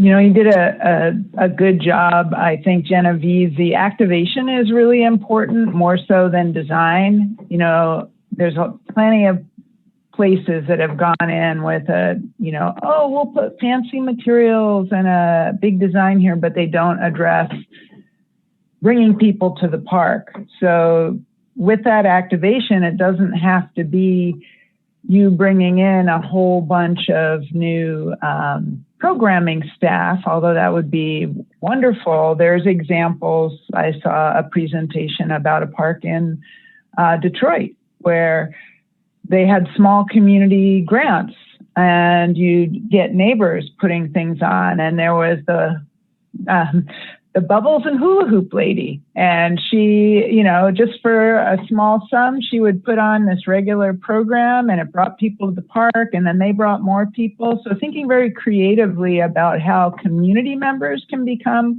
park stewards or activators. It doesn't have to be something necessarily that the city puts on. And then looking at the design, building from this concept, there's an opportunity to co-design with the community and have community members really feel ownership of this as their park and really put their mark on it. And that can set you up for success in each and every one of these. So I think, you've got a lot of assets among your community members. They came out, they talked about what they care about. And I think that, if the city can help shepherd that energy forward, it would make a difference on some of these concerns about not enough activity in the park or safety. And then another question, I can see that the program piece of this plan kind of is based on the design of the parks themselves, and that'll be up to us, to figure out what kinds of programs and to what level we want to, and then our ability to actually bring them into the parks. And I do appreciate the focus on nature and education. Is there any way that we can introduce, I'm interested in a monarch sanctuary. Is there any way we could introduce that kind of experiment or plant milkweed or in any of our park areas, or is that invasive? Is that something that would pass CEQA or any of the biologists who might complain that we're putting in, invasive species? Is there something we could do in that area? And then my last emphasis was in aviaries, if we could do something related to birds, because we have a lot of birds in this area, and I hadn't heard any mention about education around the birds and the Ormond Beach area in particular. A couple of thoughts on that. I am not sure about the invasiveness of milkweed, but the one of the concept ideas at Bolker Park is really to think about a demonstration community garden. So rather than, everyone has their own plots, really that's more of a learning garden. So a variety of different types of edible plants or different types of educational plants can occur in that kind of a space. So I think that could be a place where that kind of an idea could really be explored. So the intent there is that, if it is an edible garden, if it's citrus trees, that's available to everyone. And it also provides, an option for learning about health and our natural ecosystem as well. So that's a place where that could certainly be explored. And a lot of our discussions about walking paths and loops also include interpretive signage along the recreational corridor, talking about our local flora and fauna and our birds as well. We do have some discussion when we get to the beach about some of those interpretive exhibits in the natural area as well. Okay. All right, thank you. Councilmember Martinez. Yes. Can you guys hear me? Yep. Okay. In terms of Miranda Park, I know on letter C, diversify and play. I was just curious, did you mean we would move the tennis court over and then that could be say a little indoor, soccer type of deal? So that's intended to be so thinking about where, as you arrive at the park, making sure that it's open and available. So that would be outdoor, but it could be a futsal kind of, 5-on-5 type soccer court space to really diversify the options for play in that area. And then relocating one of the courts down to maintain the tennis court space as well. So really just thinking about diversifying the options for the population. For folks, we heard a really strong desire for more soccer, futsal being a type of soccer that's rising in popularity. So that was the idea behind that recommendation. And I know these are all recommendations. One of the recommendations I didn't see at Miranda Park were lights or lighting in the basketball courts. That's just something that I wanted to bring up. But why were none of the two smaller parks included in this master parks plan? The pocket parks? Mm-hmm.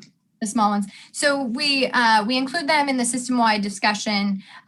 We didn't go to the level of detail that the larger parks kind of have here, just because they don't have the level of ability to accommodate all of these things. So some of those system-wide recommendations can take place in those smaller parks. So that was the intent behind that. Okay. All right. Thank you. Thank you. Councilmember. Sorry. Could I also respond? I think I missed your comment about lighting at basketball courts. We have kind of a general add lights concept. Okay, just in general. Okay. So we did assume that additional lighting would be included along all the pathways and where needed. All right. Thank you, Genevieve. Thank you so much. Thank you. So I have a couple comments and perhaps a question.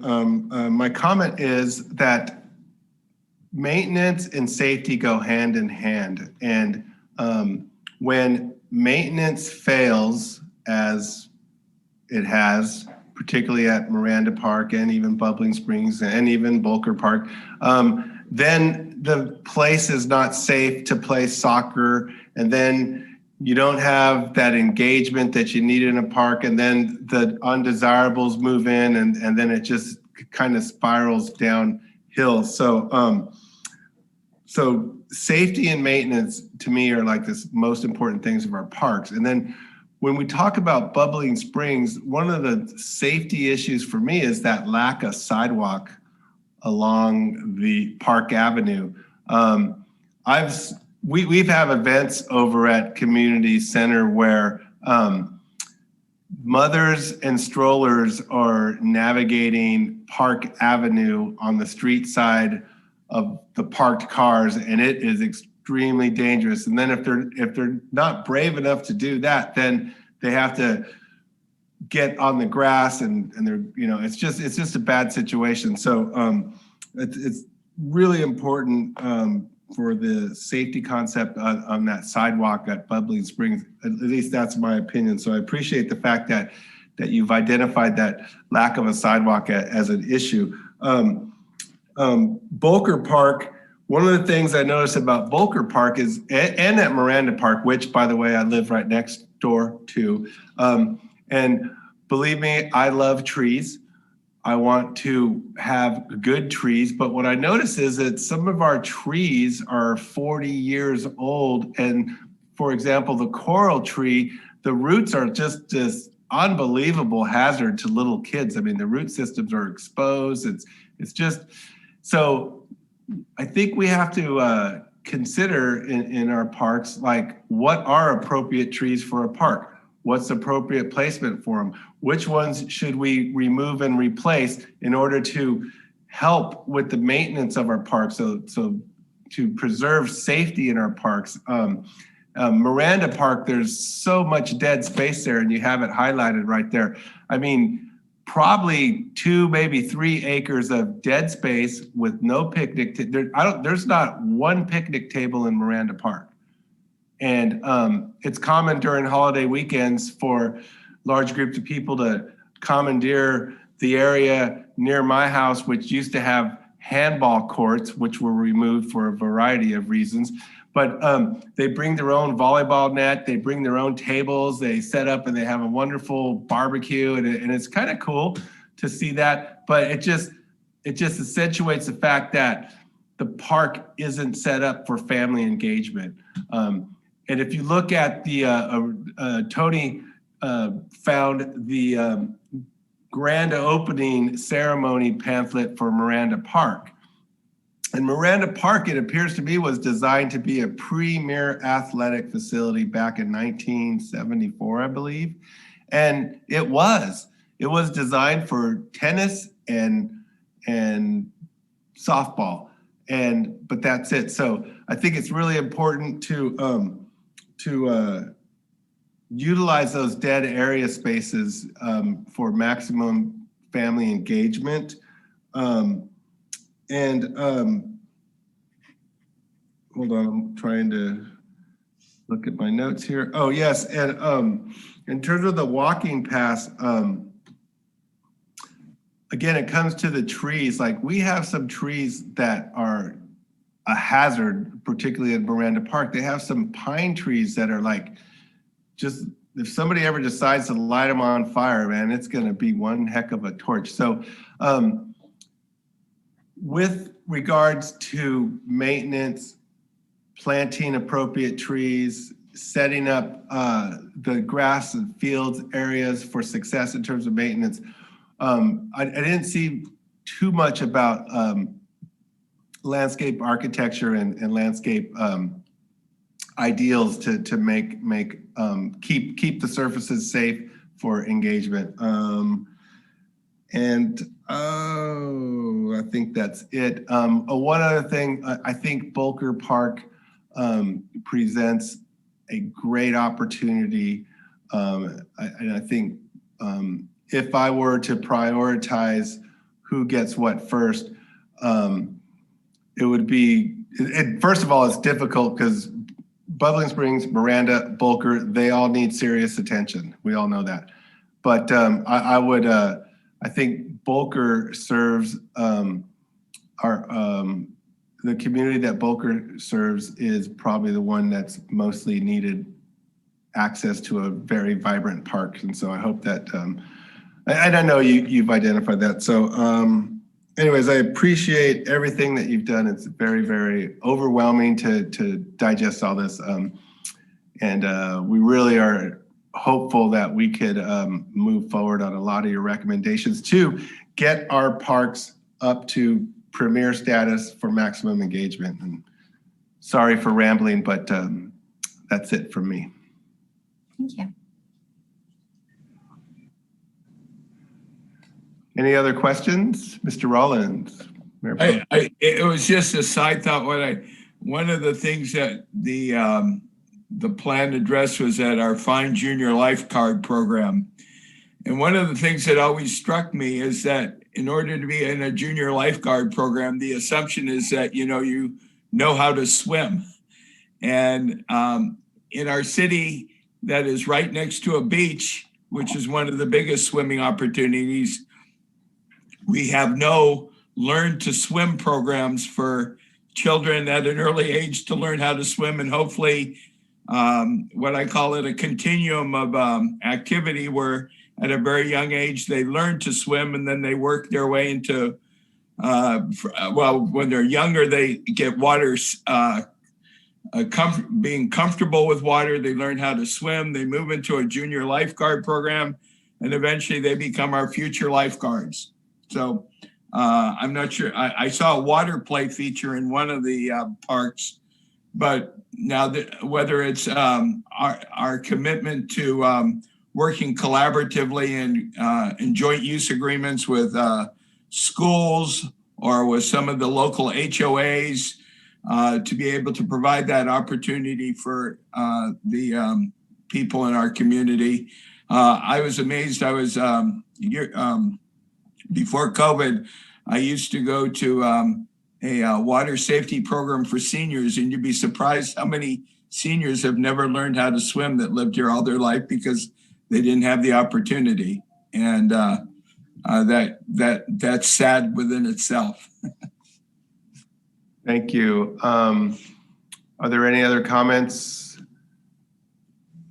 Okay, so I believe now we're going to move on to the beach.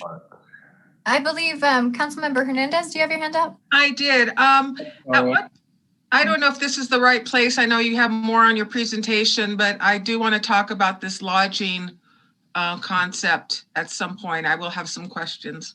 Yep, the beach is next. Okay, great, thanks.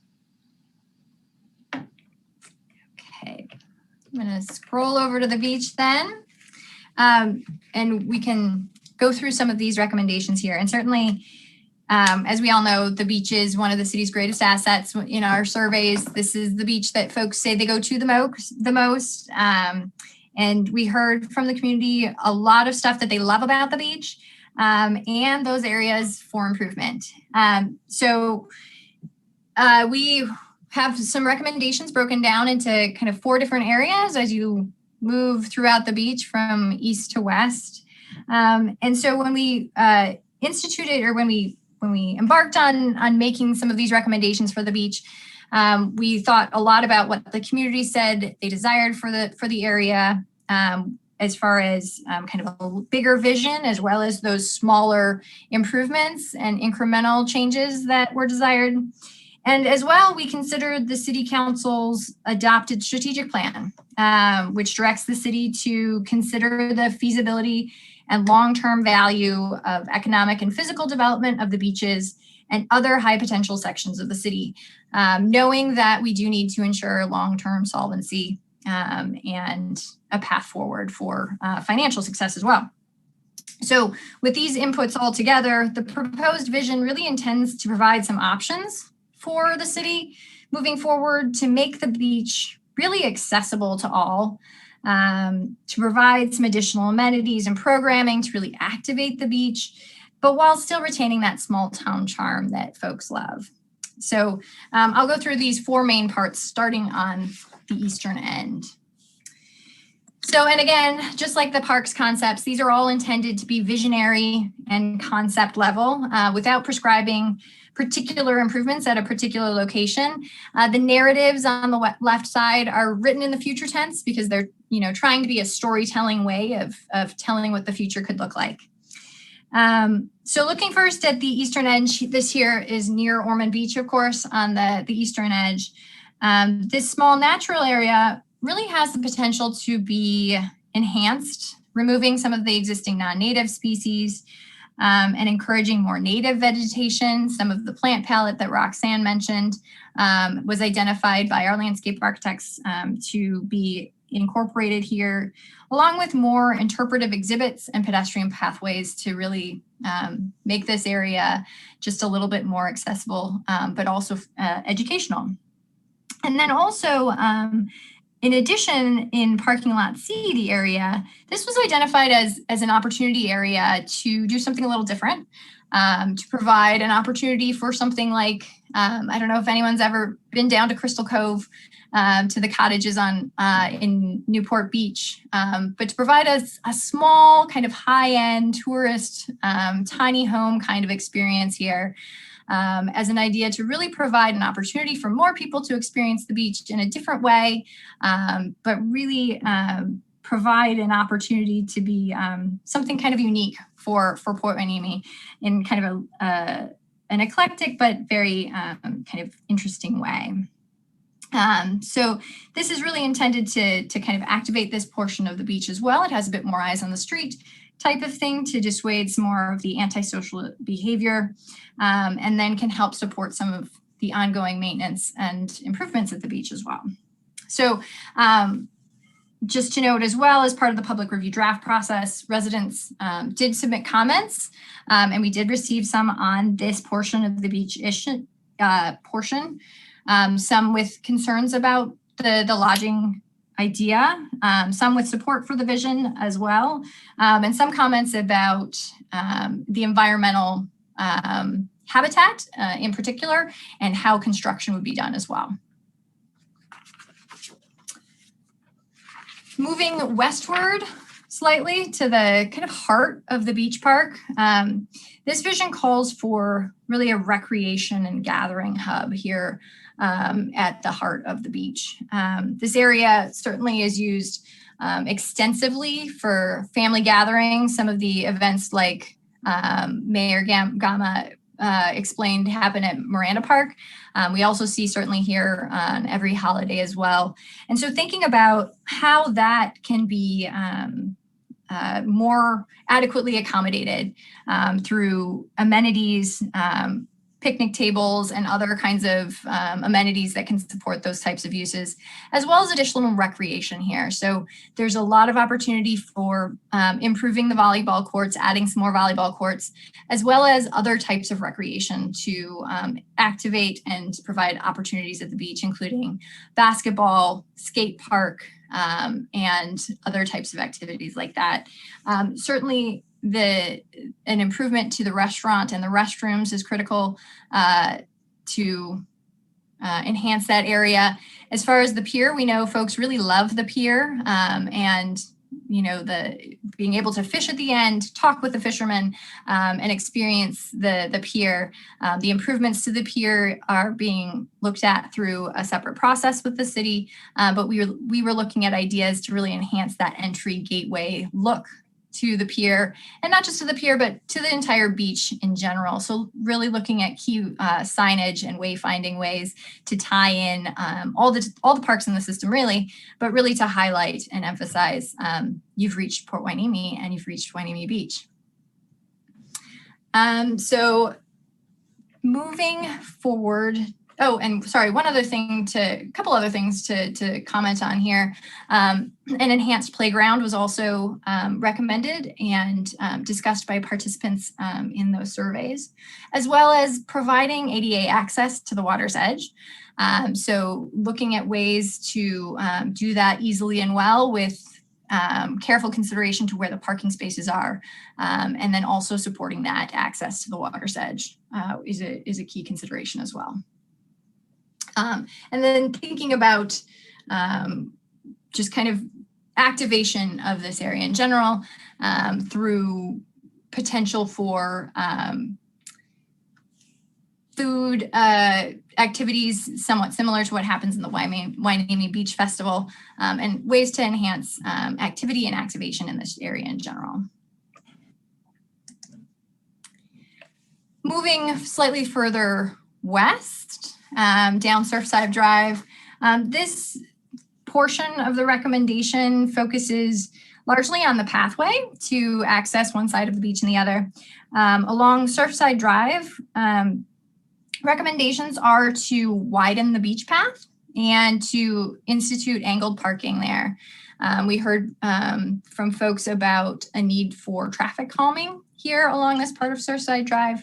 So thinking about those types of interventions to support that traffic calming need and facilitate some of that access through a wider beach path. Additional interpretive signage and mile markers can help increase that use of the pathway. And then addition in this area over here, marked as D, the plan also recommends instituting a dog park in this location as well. And then finally, at the western end, there's some key opportunities to highlight as well. So recommendations include improvements to the promenade and a lighthouse viewpoint plaza. So really thinking about how to make this walkway more accessible, more interesting, potential screening of the port with ideas and imagery are also presented in the plan. And then also thinking about, here, this viewpoint at the end, collaborating with the port as far as access to the lighthouse and making this really a destination. If there's a small scale kind of building here for community events, private events, kinds of things, and a link to this promenade that provides a lot of opportunities for activation and really kind of an exciting spot here over on the west end of the beach as well.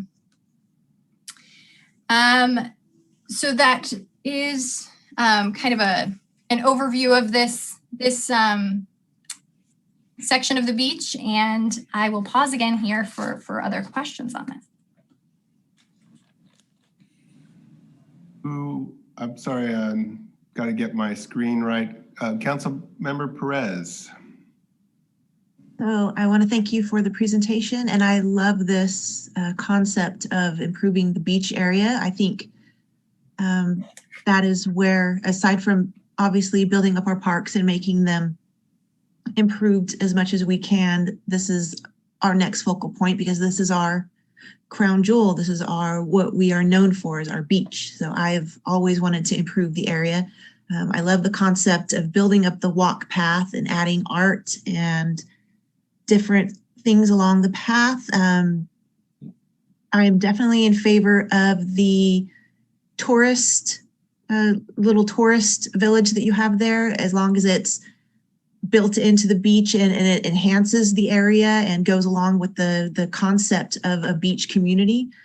We definitely need more improvement with our playgrounds and to bring families to our beach. So I love this. This is exactly the vision that I had when I was thinking of what we can do to build our beach, and it hits all the areas that are important, and it's not overkill. It's very reasonable, controlled, and it'll just make the beach such a better place for everybody, including tourists, to come to. So I love this. Thank you. Okay.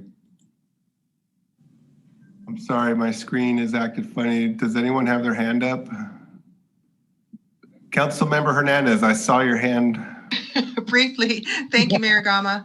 Oh, okay. This was the part I wanted to talk about. And this was, well, actually, I wanted to talk about the tourist lodging, considering that we received several comments against the tourist lodging. And I do like the idea of the tiny houses. I just don't know if this location, we've been here before. Back in 2019, there was another idea floating around about doing an RV park in this location or somewhere near, and that filled the room, filled our council chambers, and most everybody was against it. And I think we'll have the same, we're bound to have the same response, I think, with regards to the tourist lodging. So I wanted to know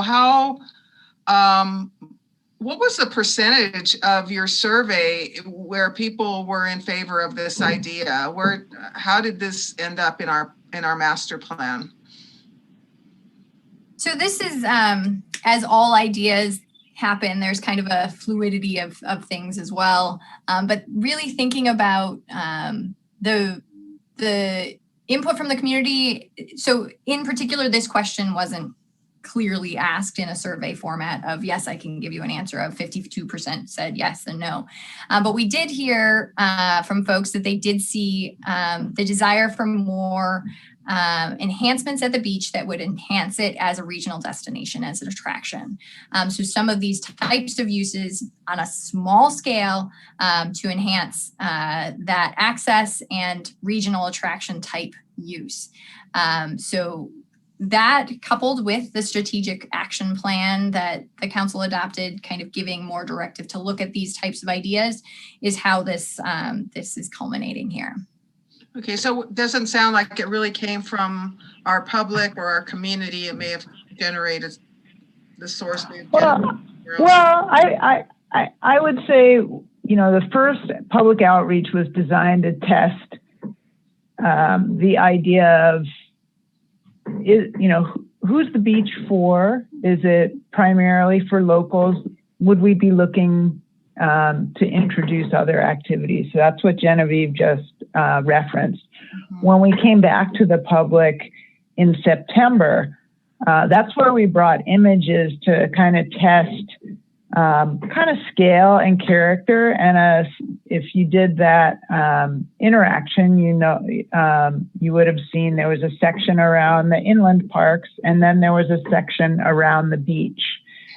And so with that input, we look to calibrate different options and get them on the map, so to speak, so you had a starting place to consider. Definitely, you know, the bulk of the comments that just came in were focused on that particular zone, but I think, you know, if you are going to consider anything going forward, you know, it may not, you know, it may be a few small cabins. It may be nothing. It may be something that you decide does not pencil out. We did know about, you know, the RV scale. We thought that is probably not an appropriate scale based on, you know, that experience, and then also the images that we tested out with the community. So we were looking for something in line with the character that the community wanted. And so, you know, it's an option for you as the council to consider. And, you know, as you say, anything going forward, you would need to, you know, have the business case and the public support. Okay, thank you very much. Mayor Pro Tem Rollins. Yes. First of all, I want to applaud you at least for thinking outside the box. A lot of these ideas, the ones that are perhaps the most creative are always going to cause the most concern, you know, to the norm. That being said, I guess I know from my personal priority as we move forward, there is so much to do with the existing facilities that we have on the park, the beach park, the lack of sand, the lack of turf area for, like, you know, picnicking, the decrepit volleyball courts, the poor bathroom facilities. If I was just to mention those four things, that's probably going to cost us maybe millions of dollars to make it happen. And I think quality rather than quantity, I think, may be perhaps our first goal. And then from that, then we can move to some of the more unique ideas. Yes, I'm looking at the bottom picture here, and you see that, I call it the sand scar. What it is, it's a body of water that we affectionately call Hueneme Lake.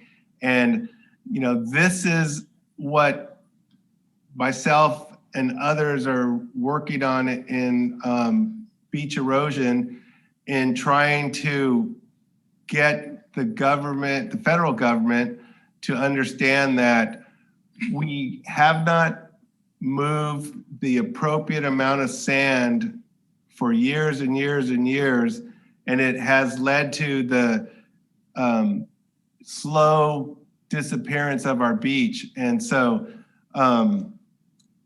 there's a photo in here. It's on page 19. And Tony Stewart, I really hope we could find out when this photo was taken, because that's what Hueneme Beach looked like probably 15, 20 years ago. It was nice and even, and it was evenly distributed across. And so we're working hard to try and get that level beach all the way across. So the thing that concerns me about this plan is you didn't provide us alternatives. And I don't know where this tiny idea came from, but because I feel like I'm pretty connected with a lot of the beach oriented people that fish and surf and are down there all the times. I mean, sometimes I go there 10 times a day, believe it or not. So looking for alternatives, like, well, what's the least disruptive restaurant / hotel for tourist accommodation? Like, in other words, what location does it disrupt the least amount of views and so forth and so on? So I would like to see alternatives. And again, I don't know where that came from, because I haven't heard anyone reference that. And then the other thing is to spread things out. We lost 8, maybe 10 picnic areas due to the erosion problem in 2012. And I don't see, again, we have to work on getting our beach restored back to that level that is on page 19 of your report. But if you get a chance, take a look at that. That's ideal what we want. So is this plan not subject? In other words, if we adopt this plan tonight, this is it? I mean, no additions, no modifications, no alternatives. I mean, is this it? Because it in terms of the recreational area that you mentioned, it seems like concentrating everything in that one little area, to me, is a big mistake. Because when I drive down the coast and I see Zuma Beach, when I go to Santa Barbara, Las Positas, the beachfront area, their volleyball courts are very visible. They're close and they're spread out. And so kind of concerns me a little bit that this plan appears to me to be kind of scrunching everything in one place. And so, yeah, I would like to see alternatives to reach the goals. And then most importantly is maintenance and safety. And the time is coming where somebody on a bicycle is going to run over somebody with the stroller or walking, or a person on a walker, because you're right. So there's not enough room for bikes and walking. And so at some point, you're going to have to separate the two. And I know in large venues like Santa Monica, they have a bike lane and they have a walking lane, and it's, clearly expensive, and you need a lot of room. You need a stable beach. And so I just wonder how you, and there is an opportunity to hardscape all the area that previously was landscaped at the beach. And I don't know if you got the history of that, but they landscaped Surfside Drive only for it to disappear, because plants don't necessarily grow very well in sand. So we need to make sure we don't make those mistakes, because that was a costly mistake So whatever we do, I think just like with what we talked about earlier is we have to get our parks in pristine order. We have to get them maintained properly, and then consider alternatives to address those other goals. I really like the idea of the lighthouse. The number of people that walk out there on a daily basis, it's amazing. It's pretty cool. And I think, you know, having a place at the end there where whenever I take a video of a ship coming into the port and I post it on Facebook, it gets hundreds of views.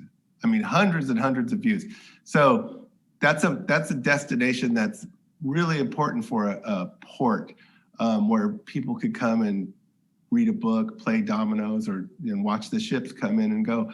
So so my question is like, is this it? Is this the one shot we get? And if we adopt this tonight, that's it, it's over. And then, you know, everyone is going to be upset because in this report, it contains a tiny lodging thing, which I'm not sure I could support that. But I can open up my mind a bit to consider alternatives like an additional restaurant, spreading out the recreational activities. We definitely need recreational activities. There's a bunch of kids that come to the Alaska Memorial every week after we clean it up, and they throw sand across it so they can skid their bikes down. And it's like, I love these kids. They're good kids, you know, but hey, you know, I bought the donuts and talked to them, but that's what they like to do. And so, yeah, we need things for kids to do at the beach. And right now we just don't have those things. So,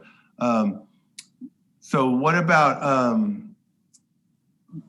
this master plan? Is it subject to alteration, or is this it? Thank you. Sorry for. No, I'd like to respond, and then I think Lauren might want to weigh in as well. So the intent of this, just like for the parks recreation, for the parks concept plans, it really is a concept. So it's not design level. These are options and ideas. You know, the way that it's laid out is really to show what can fit. So like, because of the scale of what things are, we want to lay it out to see what fits where. But these are all options that need to be further vetted with a design process and CEQA, Coastal Commission. There's a much longer process to move forward throughout any of these ideas. Certainly, if it's not clear in the document that this is a concept with options associated with it, that can be added to adapt to that, to make that a little bit more clear. Yeah, but I think having alternatives like, you know, option A, option B, you know, and so just to kind of like not box ourselves in so tightly that, you know, that we're just boxed in. Mm-hmm. Yeah, well, the intent and the structure of this plan is definitely to give you options and to kind of, you know, give you also a framework to work within. A couple of things along the way, you know, of course, for each of these sites, the inland sites as well as the beach, we looked at your existing conditions, and we looked at knowing you do have a lot of needs and a lot of infrastructure needs across the system at every site, including the beach. We looked at, you know, with our broader team, we brought in a couple of other landscape architects to help with this. What could we preserve, and where are places where we could group activity and have that be, you know, additive rather than have it be some kind of vision for these sites that kind of addresses them as if they're a green field. And so that's why there's these segments, knowing that any kind of big project that you're going to do, you're probably going to phase it into these, you know, these chunks. And there's also these different zones along the beach. So that's kind of the thought process. And I you know, we decided as we were going through the review process that we would try to get to each of these sites to kind of a menu of things, and we would show them, as Genevieve said, how they might fit, with the intent being that as you move into the next phase, they're going to move around, but at least it gives you a program to start with. So that's how we got to where we are today. Okay, so if I could just follow up on my question, and I see that there's 2 hands up. So if we do not adopt this plan tonight, would we be able to, I think the plan on the 3 other parks that we talked about is great. No need to do anything there. But I do believe the beach park plan is lacking the alternatives that we need to consider. For example, the bathrooms. Are we going to renovate them, make them better? Are we going to have an additional bathroom? Where's it going to be?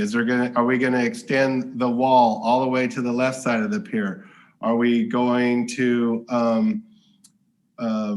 fix the walk area that was landscape, is currently dirt, it looks terrible?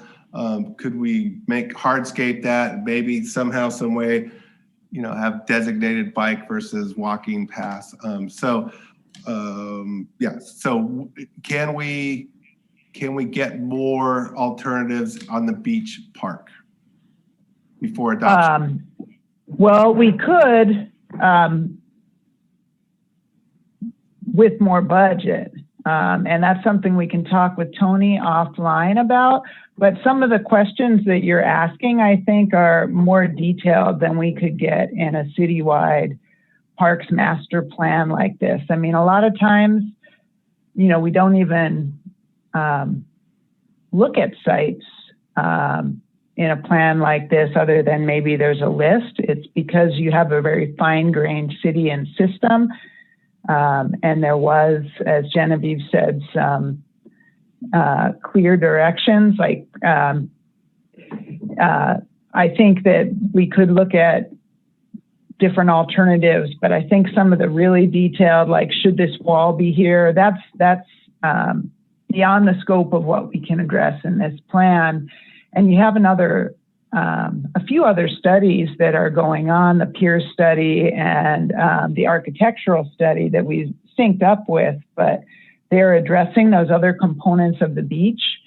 And so all of those things need to be kind of brought together in a design process that is, really going to the next stage of you have a site survey and those sorts of things.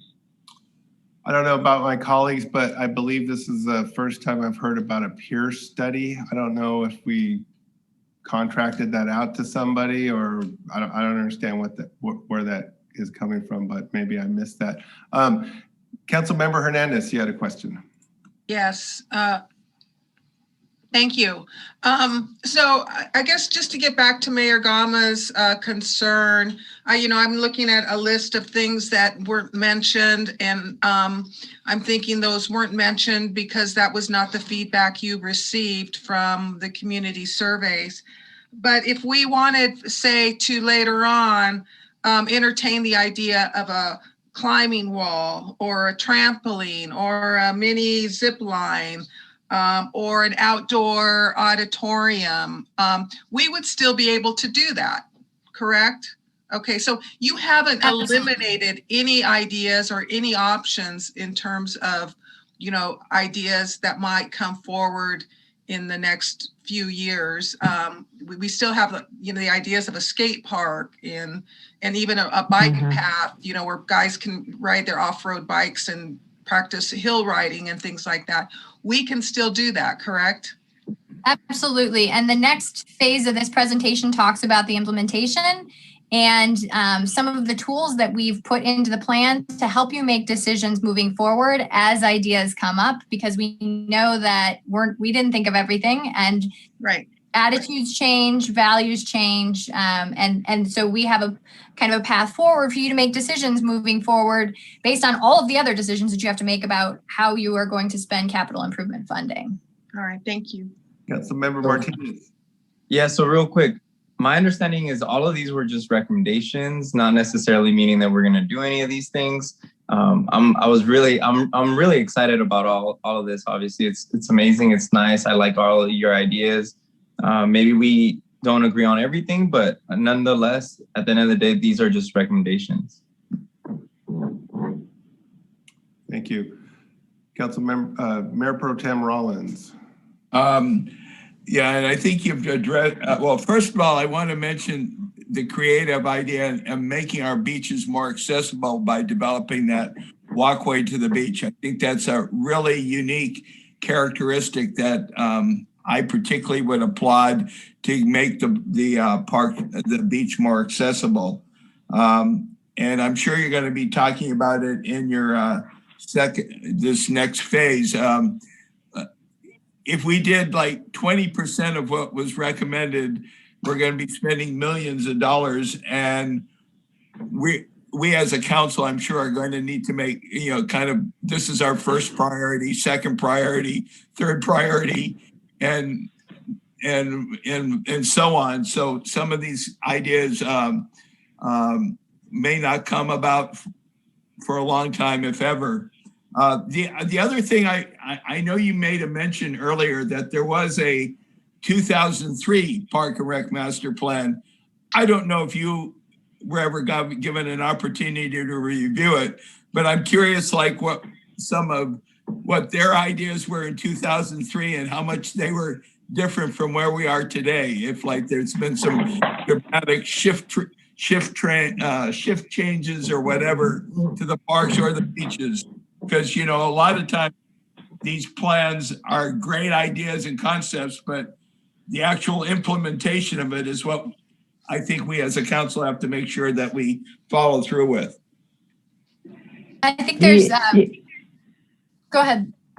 Yeah, so I came to work at MIG actually during the preparation of that 2003 plan, and my mentor actually worked on that. So I got to see some of that. And one of the things, that is really clear reading it today was how cash strapped Port Hueneme was. And so a lot of the emphasis in that plan was about, there was even an exploration during the planning process. I remembered this because he showed me, like, could we sell parkland so that we could fund improvements on other park sites? And that I don't think that was recommended eventually in the plan. But when you look at the percentage of the city that's parkland now, it's really good to see, even though there are investment needs in the city, that there has been, the city's not as strapped today as it was back then. And it seems like you're in a better position. So with that said, some of those ideas in 2003 weren't really thinking about, what is the beach? It didn't have the focus on the beach. It was really kind of more about parks for, sports, and people recreated a little differently than they do today. So it definitely is a good resource, but it is, people are in a different place today than they were, and the city's in a different place than they were back then. Lauren? Yeah. Sorry, Mr. Well, the one thing that I kind of would want to reinforce that Councilman Hernandez says is we have a very big lack of park space in the community, and anything that we can develop cooperative agreements with our fellow partners, be it school districts or the Navy itself. I mean, it may be a pie in the sky idea, but if we were to shift the golf course and some of those things so that they're accessible to the community and the Navy, but they provide they're kind of fenced so that, the Navy is able to keep their security. That would add a lot to the additional park space. Lauren, with regard to that 2003 plan, was that the plan that landscaped Surfside Drive? I don't remember. Well, I believe I the don't think so. It was, looking at level of service and looking at,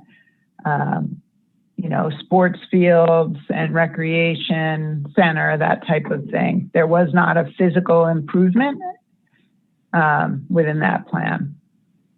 But I believe the wall was constructed around 1999 to 2003, perhaps. And the only reason why I bring it up is because it was an adjunct failure. I mean, the amount of money wasted in that landscaping project.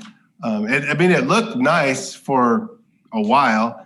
I mean, it had to be watered constantly because of the sand. It was just so porous, but eventually everything died and now there's just remnants of it. So, I just want to emphasize the point that we need to make really good decisions so that 10, 15 years from now, people are saying that city council of 2021, really did a good job.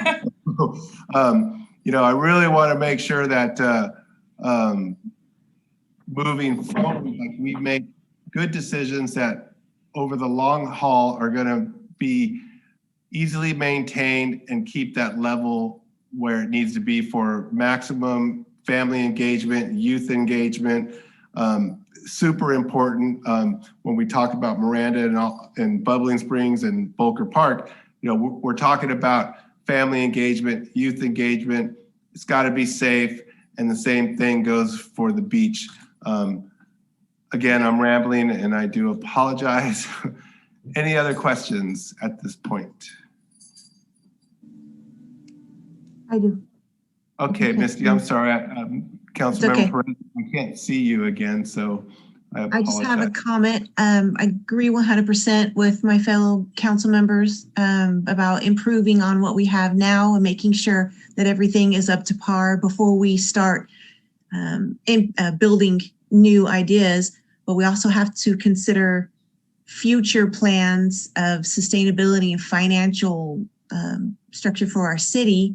And that would include improving our beach area. That would be our next source of revenue, is having to go that route, because otherwise we don't have many opportunities in our community for more financial growth. So that would be the next thing. After improving everything, we would have to look at how we can utilize our beach and how we can develop it to where we can have additional financial stability. Thank you for that comment, because sustainability is the word of the hour. Because what we've seen is a lack of sustainability over the last 20 years, whether it be beach erosion, the bathrooms, the landscape, the hardscape. So Councilmember Hernandez. Yes, thank you, Mayor Gama. I wasn't going to bring this issue up, but now that Councilwoman Perez mentioned it, I think I'll ask the question. And I understand. By the way, the 2003 master plan is online, so you can look at it. It comes right up.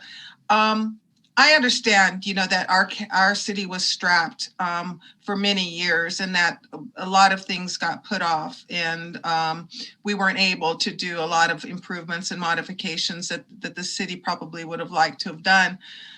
I wasn't on the council then, so I'm not really sure, but I'm pretty sure that, that was a major factor in the council's decision, was the lack of financing to do some of these things.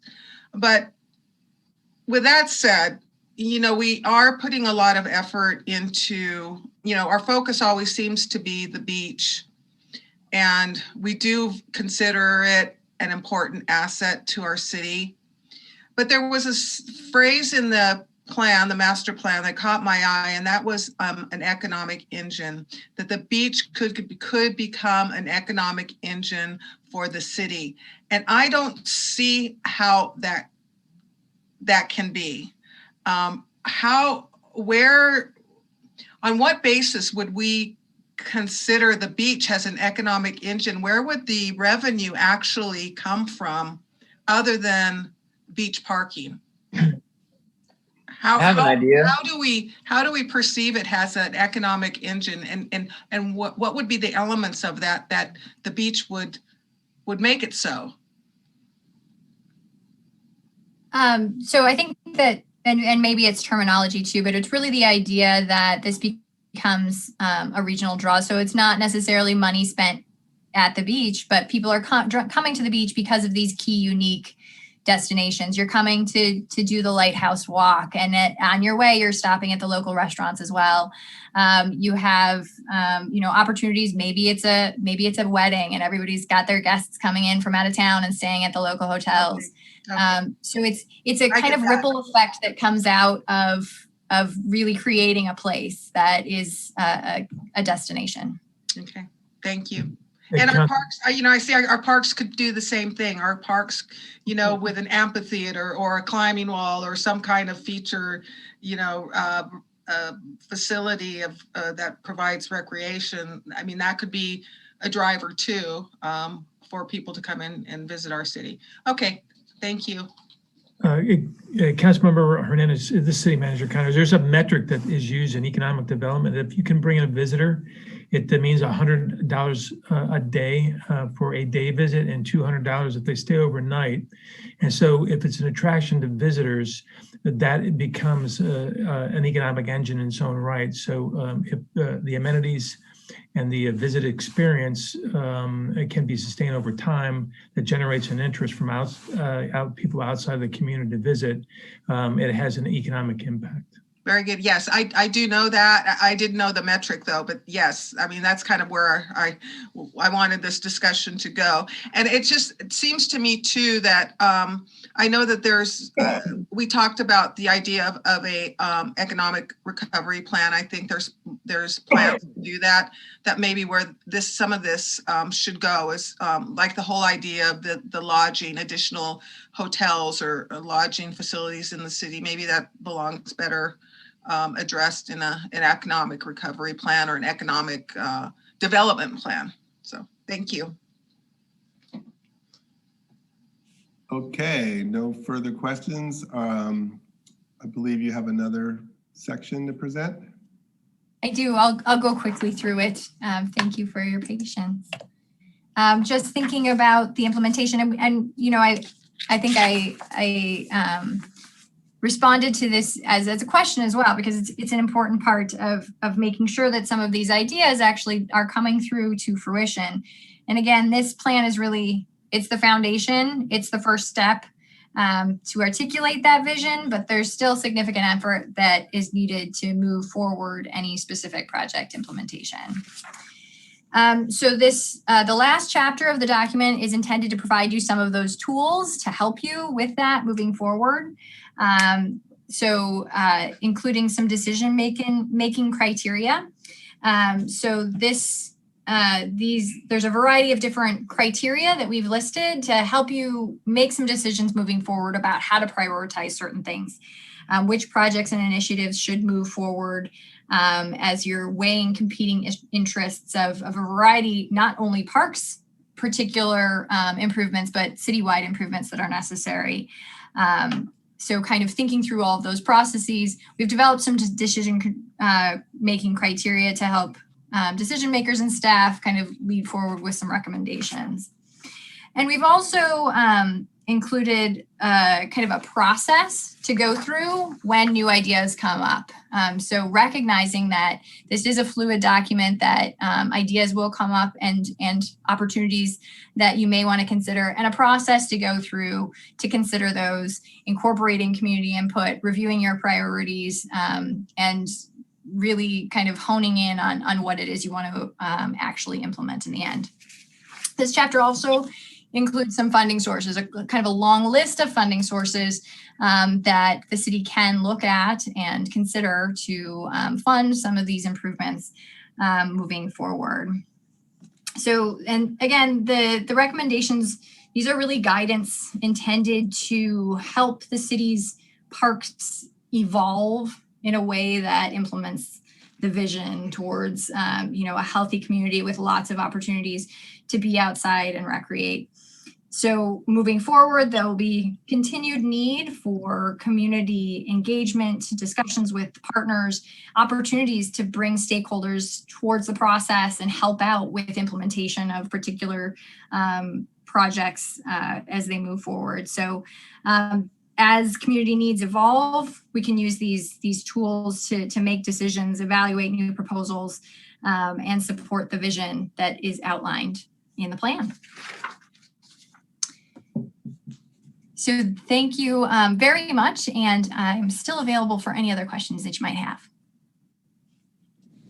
I still have a lingering question about what it means if we follow the recommendation and approve this Parks and Recreation Master Plan. Perhaps city manager or Tony. Mayor, this is a city manager. This does not commit the city or the city council to any specific concept or vision of any of these prescribed or recommended amenities. It's a reflection of the engagement they did, and it gives us a series of options and considerations to develop into a design and into implementation strategy. So we're not bound by anything in this document, and it's not restricted to anything in this document, but it gives us an expert analysis of the things that the community is interested and the opportunities that exist within our park structure to exercise that input into something that the community will enjoy. But the final disposition of all these things are still within our grasp of control, define, and put into play.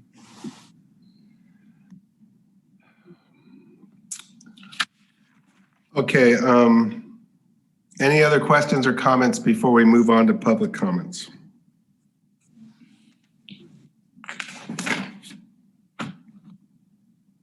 Hearing none, at this time, we will read any and all public comments received regarding this matter. Thank you, sir. The first comment received is from Matthew Lindholm Gunther, and it reads, "Hello, I'm very concerned that the Parks and Recreation Master Plan outlines on page 74 a proposal to construct tourist housing at Hueneme Beach. This is our friendly city by the sea. This is not Los Angeles. Many of us live here because we choose to live in an uncrowded, small beach community. I visit the beach 3 to 4 times a week, and I'm so grateful that during this awful pandemic, I have a spacious and non-tourist encroached, beautiful outdoor space to safely enjoy. Building a money-making scheme at the expense of residents' enjoyment of the beach is a very low blow. I do hope that the City Council recognizes that the residents of Port Hueneme should be its first priority, not tourists. Further, the added tourist foot traffic will negatively affect the snowy plover. Please keep Port Hueneme a small, friendly town. I voted in 2018 to increase taxes to save the independence of our police force. The city has cash flowing in. Again, please prioritize residents and our enjoyment of our home. Thank you." The second comment was received from Jean Allen and reads, "Dear Ms. Buxkemper, the city of Port Hueneme sent the residents a notice of this proposed project as part of the master plan for parks and recreation. It was posted on the Nextdoor app this past Thursday. We were advised to submit our comments online using the link provided on the first page of the website. Over the weekend, residents posted their opinions of the housing project that is proposed for parking lot C near the pier. We are uniformly against the idea of having any Airstream trailers or adapted containers anywhere near our beach area. This would degrade our beach into an unacceptable manner. We were shocked to see that this was even in the proposal. Next, the large majority of us are against the idea of having the tiny greenhouses as temporary housing for tourists. This would bring unwanted additional traffic to our beach area. Most people travel to this area as guests year after year because our beach is the most quiet and peaceful compared to neighboring beaches. The residents who purchased homes here choose Port Hueneme for the same reasons. It is lovely, clean, and not overly crowded with people or car traffic. We enjoy it just as it is. Are there not other options for generating income or benefit to the city? Please accept my comments addressed to the City Council meeting as of March 1st, 2021. Thank you, Jean Allen. The third comment was received from Rob and Aviva Maloney. It reads, we want easier access to the water from the parking lots in the form of ADA compliant walkways. According to Google Earth, it is over 500 feet from the 2 handicap parking spaces to the water. It is nearly impossible to walk 500 feet for the mobility challenged. Families with young children are faced with the trek as they can only go as fast as the smallest stride, especially at the end of a fun day at the beach. Strollers or wheelchairs are no match for the sand.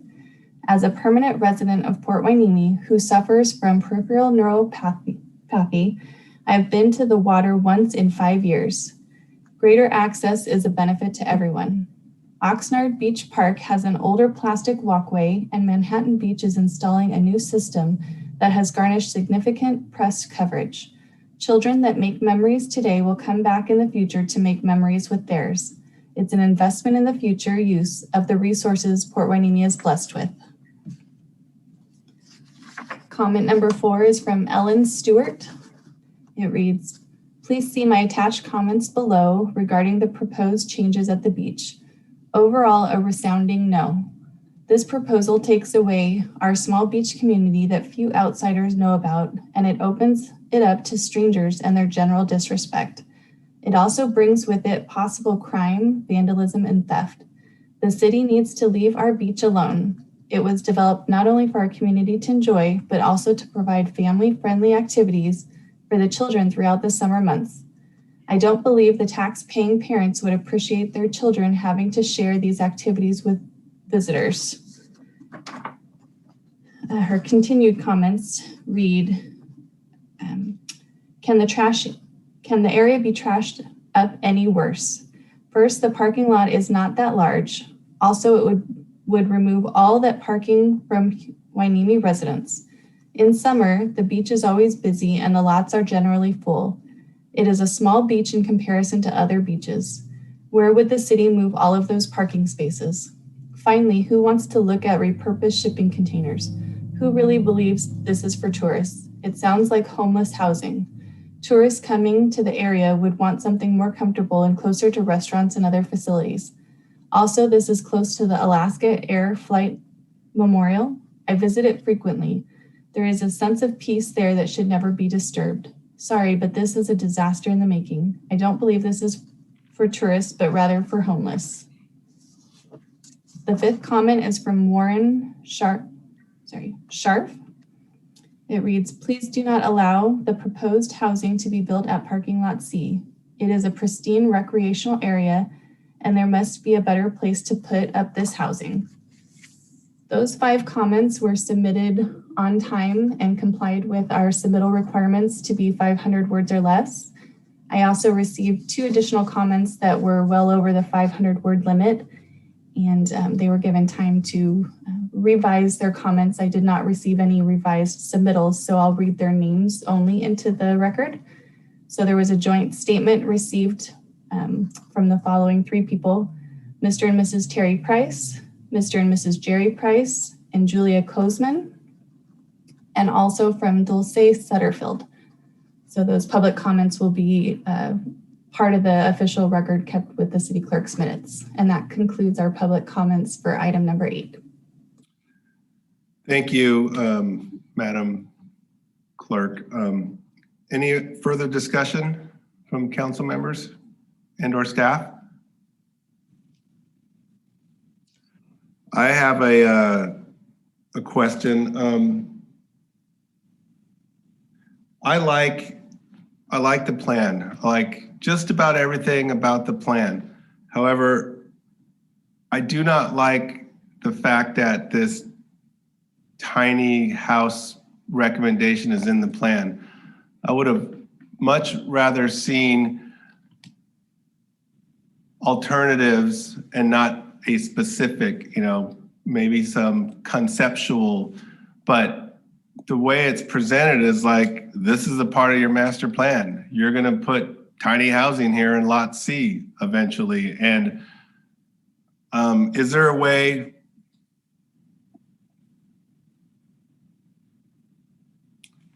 how about this? I'm gonna make a motion to approve the Parks and Recreation Master Plan. But however, I would like to not include the tiny structure portion of the plan for Lot C. Is that possible?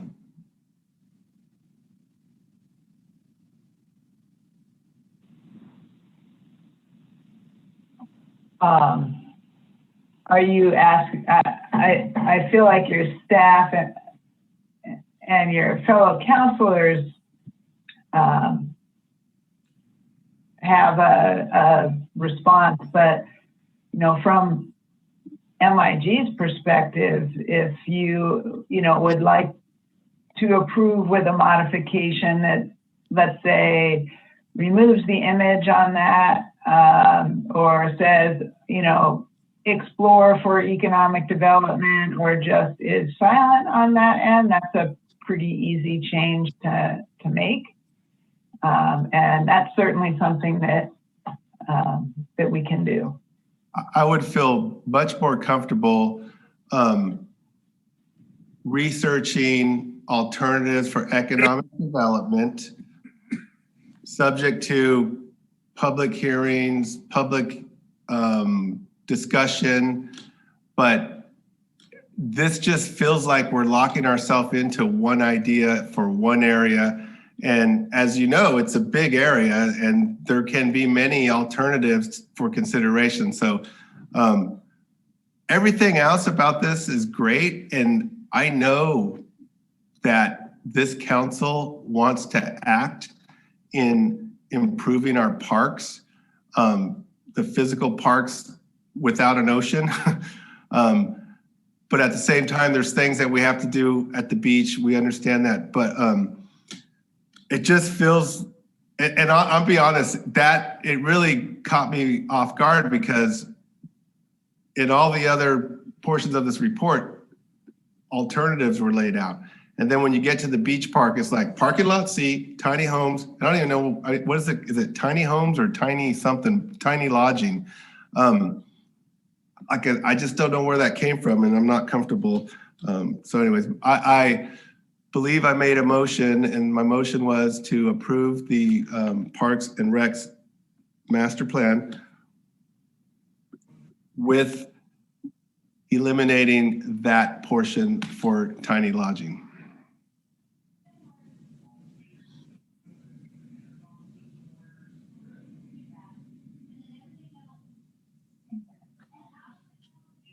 So I'm not hearing a second, so I will then ask if there are any other further discussion.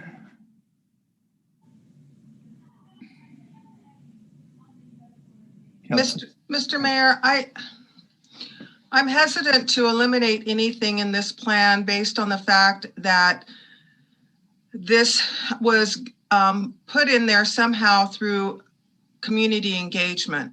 So I think it's for us to pluck something out would be unfair to anybody who provided that input into our community surveys. Again, we have been assured that this is not a plan that is set with ideas set in stone, that we still have the parameters and the wherewithal to introduce new ideas or eliminate options that may have been laid out in the plan in favor of a better option. I don't think this ties our hands at all. So I would like to make the motion that we approve the plan in whole, knowing that it is a conceptual plan. It's a strategic plan, and it doesn't set in motion any of the ideas in there. We still have to go through a public process. We still have to budget for these projects. We still have to prioritize our ideas that we end up coming up with. So I would like to move forward and approve the plan as is. I'll second that.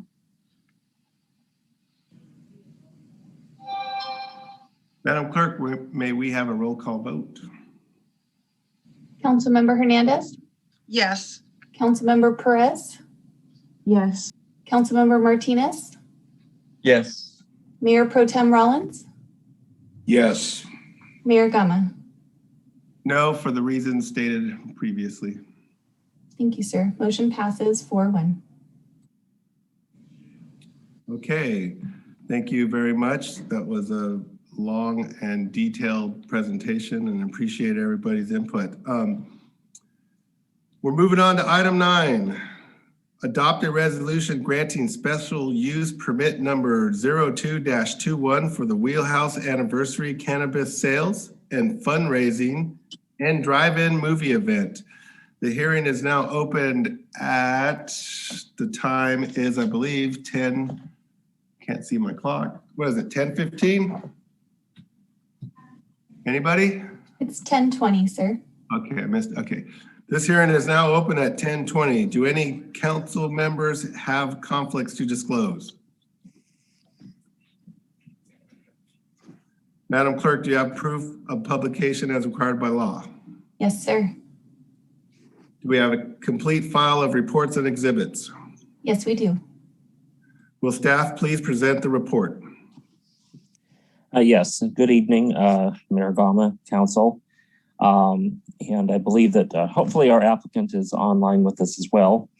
But this is a request for... Tony, just give me 1 second. I will let him in.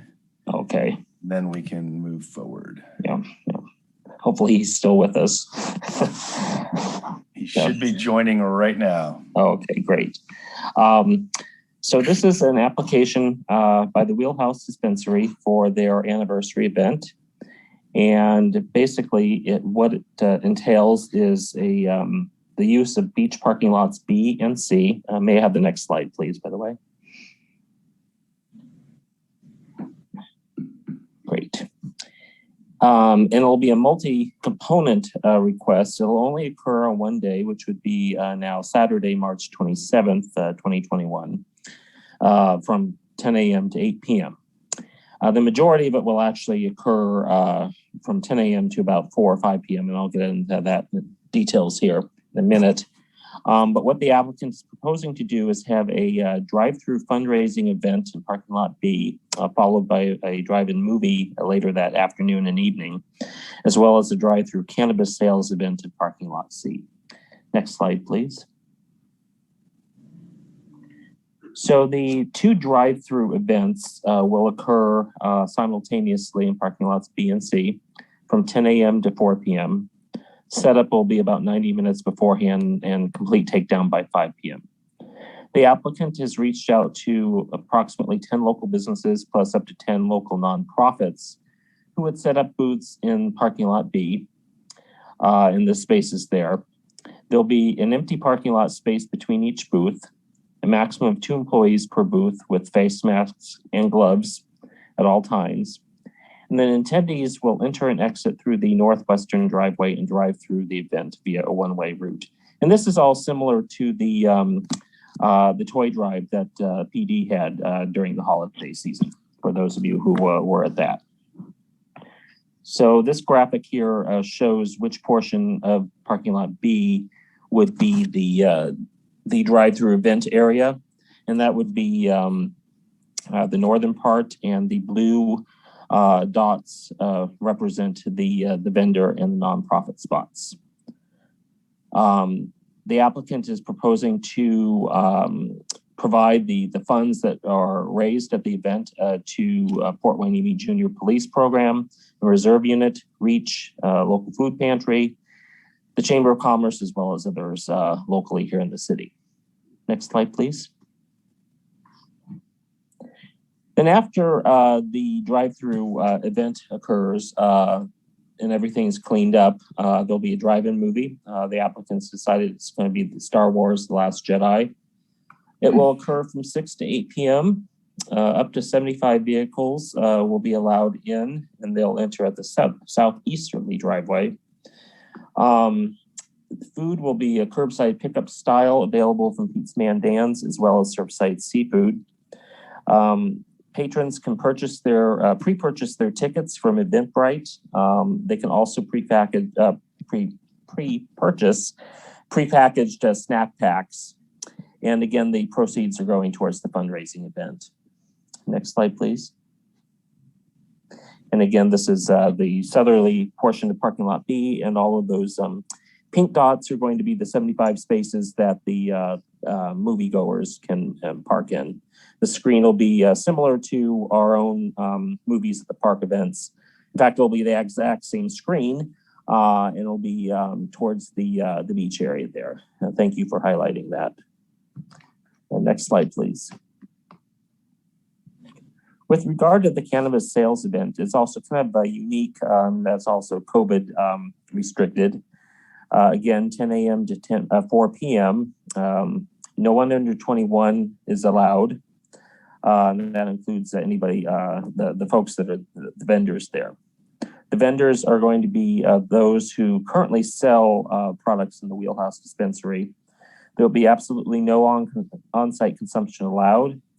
Vendors actually will not have any product on hand. They can only tell attendees about their products and give coupons. And what happens is if a attendee takes a coupon, they can take that over to the Wheelhouse booth and pay for those particular purchases and pick up those purchases at the Wheelhouse booths, but only at the Wheelhouse booths on their way out. Next slide, please. So the items will be prepackaged at the Wheelhouse dispensary before the event. They'll be stored in the vault at the booth. The vault's going to be odor-free and secure. Again, nothing will be out for sampling or whatnot. There will be one armed guard as well as one additional guard at the Wheelhouse booths. Attendees will also be checked in by a guard at the entrance, and there'll be a guard roaming the parking lot during the event to ensure that nobody's breaking the rules. Wheelhouse's point of sale system will track all sales and ensure that, for instance, the 5% of the gross revenues that the city normally gets for cannabis sales will indeed occur. Next slide, please. And this slide shows basically a layout where folks come in the entrance, circle around to the right. They can visit the booths, which are the red dots. The dots next to, well, closest to the exit are the Wheelhouse booths where the folks can, the attendees can get the pay for and purchase their, pick up their product at that point. Next slide, please. So again, the event will comply with all COVID restrictions. Attendees will be required to remain in their vehicles at all times. And as I mentioned, the event's modeled after our recent Cops for Tots toy drive. The applicant anticipates approximately 200 to 250 vehicles throughout the day. So it shouldn't be much of a traffic issue. And some of those, of course, will be the ones that are coming in for the movie in the evening. But even so, the police explorers will be directing traffic along Surfside Drive and Ocean View. And then next slide, please.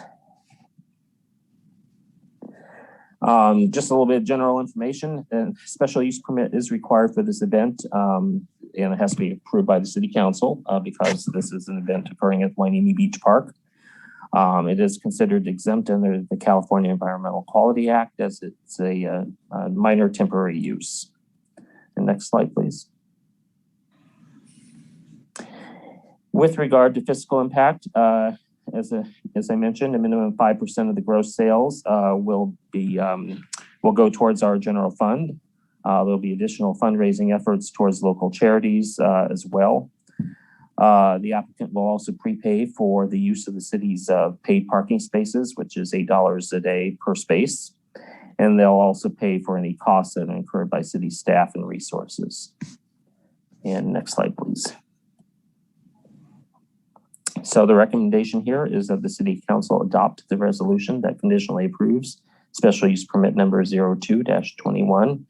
And with that, I'm available for any questions. And Zafar Lalji, who is the owner of the Wheelhouse Dispensary, is also online in case you have any specific questions of him. Thank you. Thank you, Mr. Stewart. Who would like to go first? Any questions? There's no questions. I had one. Mayor Pro Tem Rollins, go ahead. So when I'm going through the various different booths to learn about the different products, how do you envision how long people stay at any one particular booth? What the backup like that? So one of the things we've recommended is, again, we've had parking lot B for businesses, parking lot C for cannabis businesses. What the goal is here is getting each, because we're doing it throughout the day and the number of cars we're expecting, we don't expect a backup. Now, when we do expect a backup, it's kind of like what we did with the toy drive, is there are some times where there will be. We expect no more than 3 to 5 minutes. Again, we expect all the individuals to be informative, educated, and be quick about it. Again, this is not like one of the larger events that we're looking to expect like we did at the very first event where we had almost 3,000 people show up. This will be more of a drive-through event and expectations are clearly set. We're keeping limited cannabis products that will be for sale. So that should limit the number of customers. And then we're also doing a sale at the shop. So that should direct traffic to that location and keep the interested parties that really want to provide to the community and be informed to go through the drive-through event. Okay, thanks.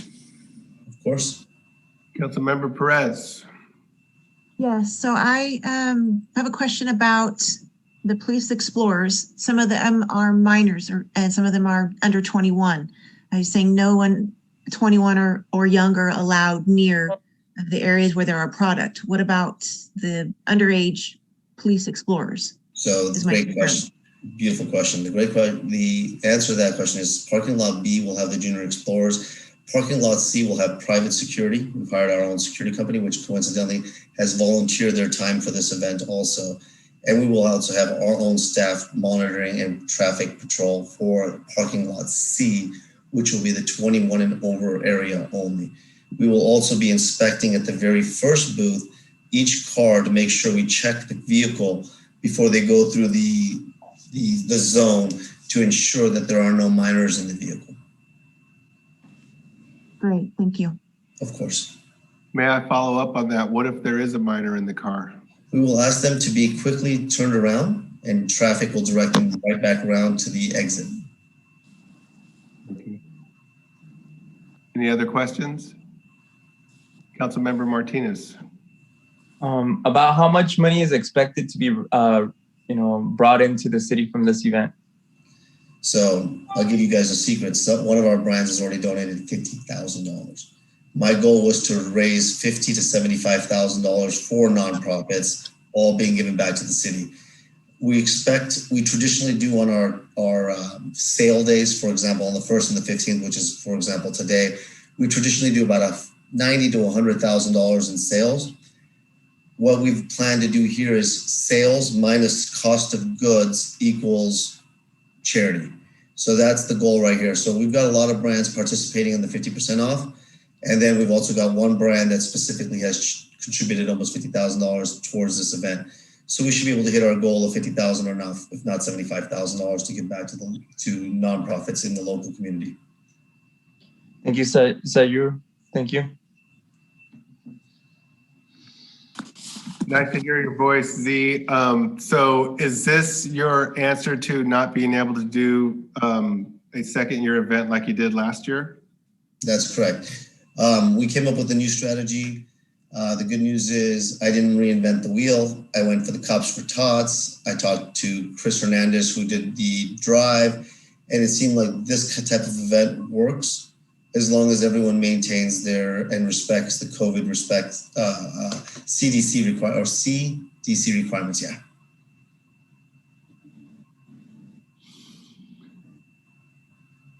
Okay, any other questions? I do have a question. Yes. So just to follow up on Councilman Martinez's, hi Z. Hi, Laura, how are you? Just to follow up on Councilman Martinez's question. So the proceeds, you say will go to the local community. That could be Port Hueneme, Oxnard, South Oxnard, right? We've got 10 nonprofits that are local nonprofits that are in the community. One is Junior Explorers, Reach, Big Brothers and Big Sisters. I can actually go to the slide. Hold on, let me go to the slide right here. So we got Big Brothers and Big Sisters. We got Boys and Girls Club. We got the Port Hueneme Police, Rich at Heart, the Reach Program, AMPM, Diversity Collective, Food Share, Hueneme Chamber of Commerce, and DRAG. Those are the 10 committees. Those are the 10 nonprofits that have committed already. Okay, so the proceeds then would go to those organizations? That's correct. Okay, I see. Thank you. Any other questions or comments? Make a motion to approve it. Hold on a second there. We're not quite ready for that. At this time, we will read any public comments submitted regarding this matter. Madam There Clerk. are no public comments submitted for this item. Thank you. Does staff have any further comments? We do not. Is there any other discussions from council? Okay, I'm going to close this public hearing, the time being 10:36 p.m. We have before us a recommendation to, I'm going to read the ordinance. Recommendation that the conclusion of the public hearing do the following.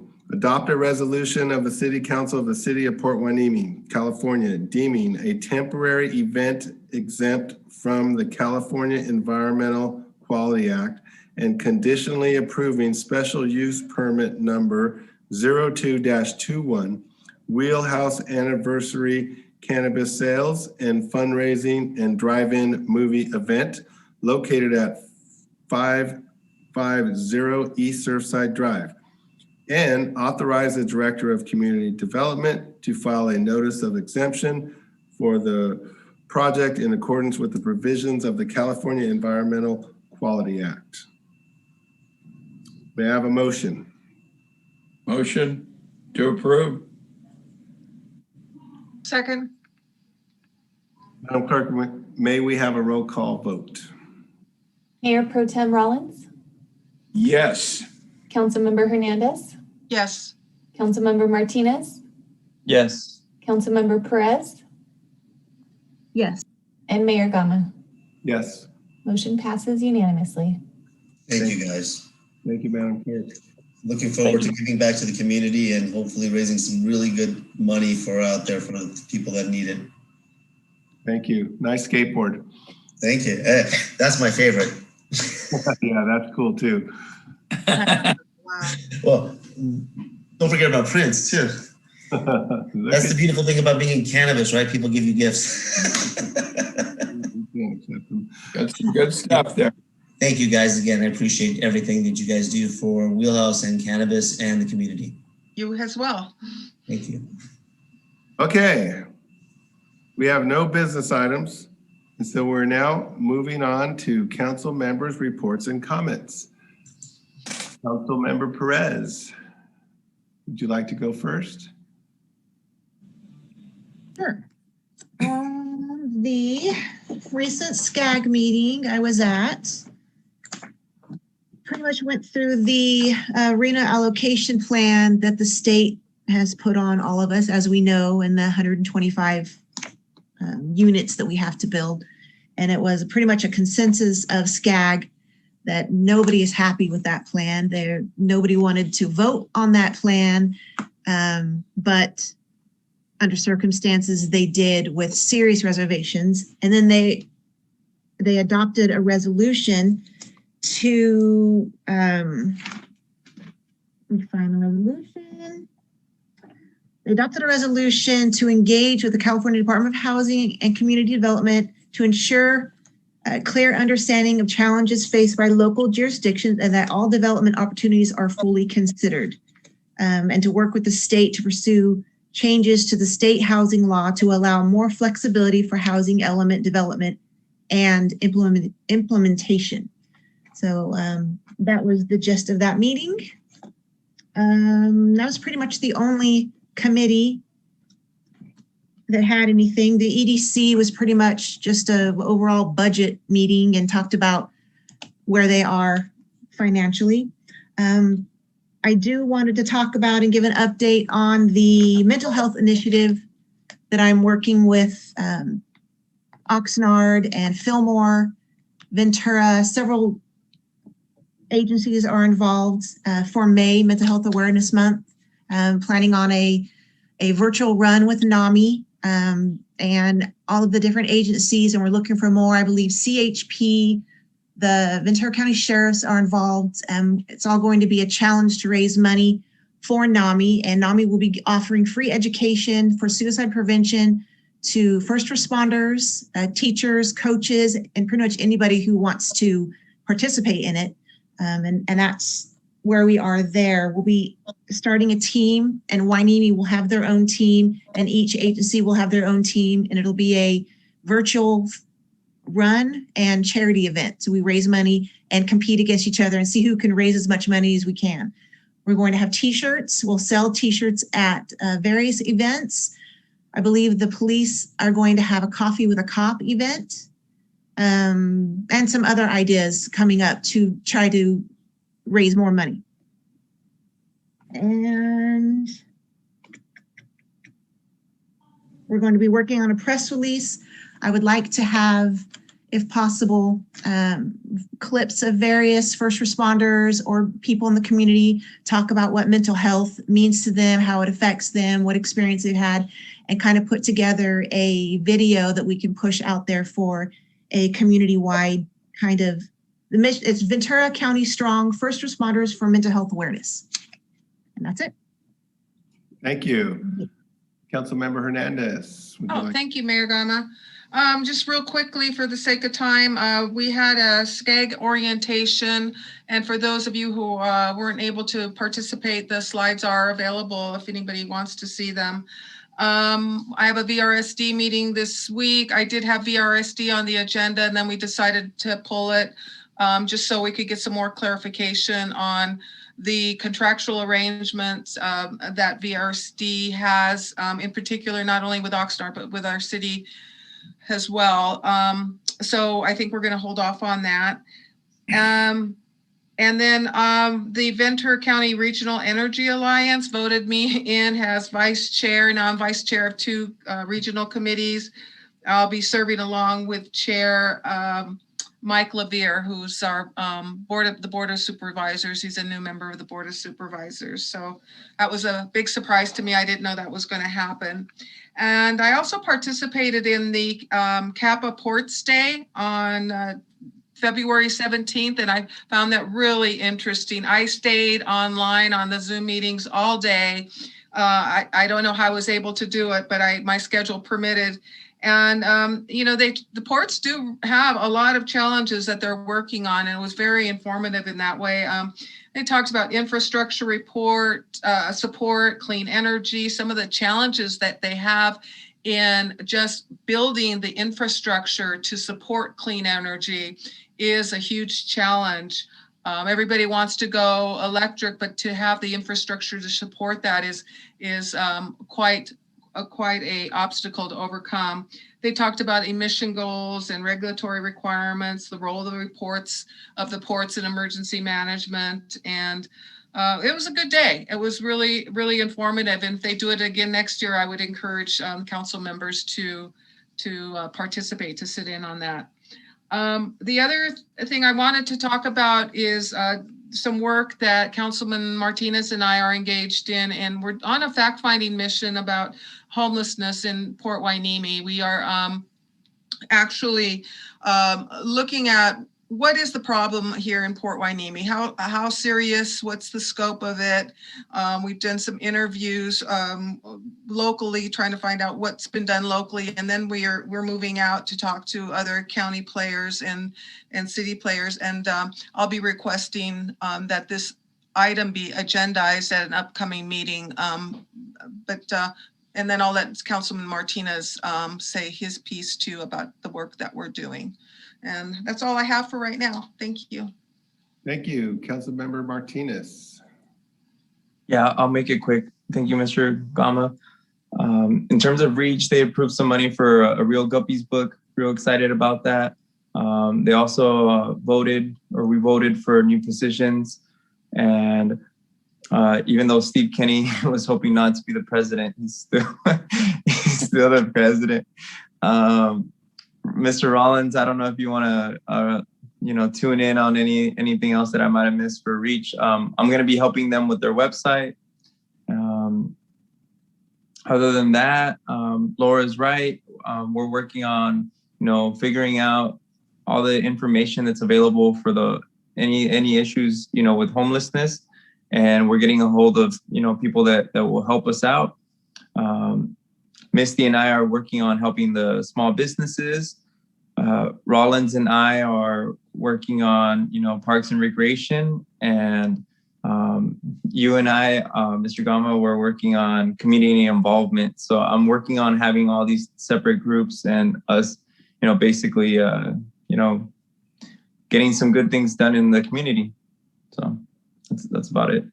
Thank you. Mayor Pro Tem Rollins. Yes, I wanted to congratulate Mr. Martinez, not only as becoming a representative of Reach, but then volunteering to update the Reach website. In the future, they're going to be developing a date for one of the next installments for the bricks. At the location, they need to get a certain amount of bricks to make that installation possible, but we have a large group that has donated money for a brick, which will go towards various Reach programs.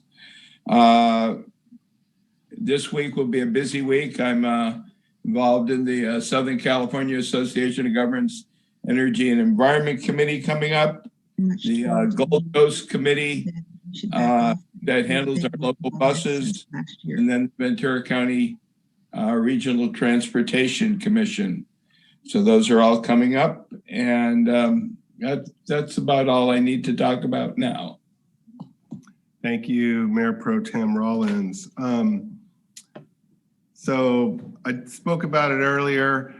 This past weekend with our Hueneme Beach cleanup was an absolute amazing event. Misty, your mic's, Councilmember Perez, your mic's on. I just wanted to let you know. So we had a wonderful Saturday. We had over 70 people show up, and we had cooperation with the city of Port Hueneme. The city of Oxnard agreed to reimburse for the costs that we expended to clean up the Ormond Lagoon. It's spoiled. There's still a lot of work to do out there, and then it looks like we're going to have some rain coming here pretty soon, so the process will start all over again. So we're making progress, and it's good for Hueneme Beach to cross the border and clear the beach of the trash, because it does find its way down onto Hueneme, and it's quite astounding what's out there. So I hope that we're going to be able to continue to work closer and closer with the city of Oxnard, because we do share the environment and we share the community, and so hopefully we're going to be able to keep making big progress in that direction. We had the Sand Summit, and it was quite the amazing event. Kiki, I forget her last name, perhaps Laura could help me. But she is an amazing person, and her knowledge of the coastline was just spot on. And the challenge for us is to extract from the federal government what they are supposed to do for us year in, year out. And even with all the great things that happened this year with the dredge cycle and the port deepening project, we're still not at 2.4 million cubic yards of sand. I think it's coming out to like 300, it's coming into 2,386,000 cubic yards of sand. And 386,000 cubic yards of sand isn't being deposited on the beach, it's being deposited near shore. And because I like to go to the beach a lot, and one of the things I do at the beach is I like to look at the sand. And believe it or not, if you start making markers and go down there a couple times during the week, the amount of sand on the move right now, it's amazing, it's crazy.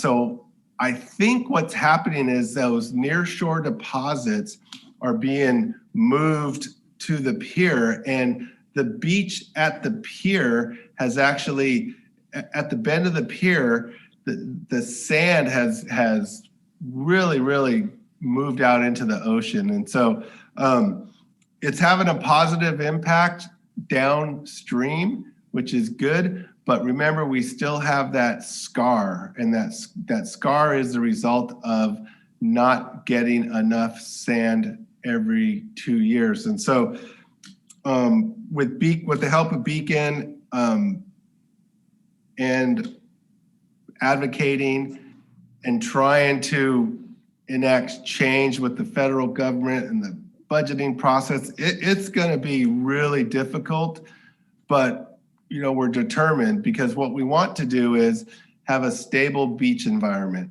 like we used to have here at Hueneme Beach. If you go back 25 years or so, it was always pretty stable. There were some fluctuations, but for the longest time, we never got to that critical point like what happened in 2012.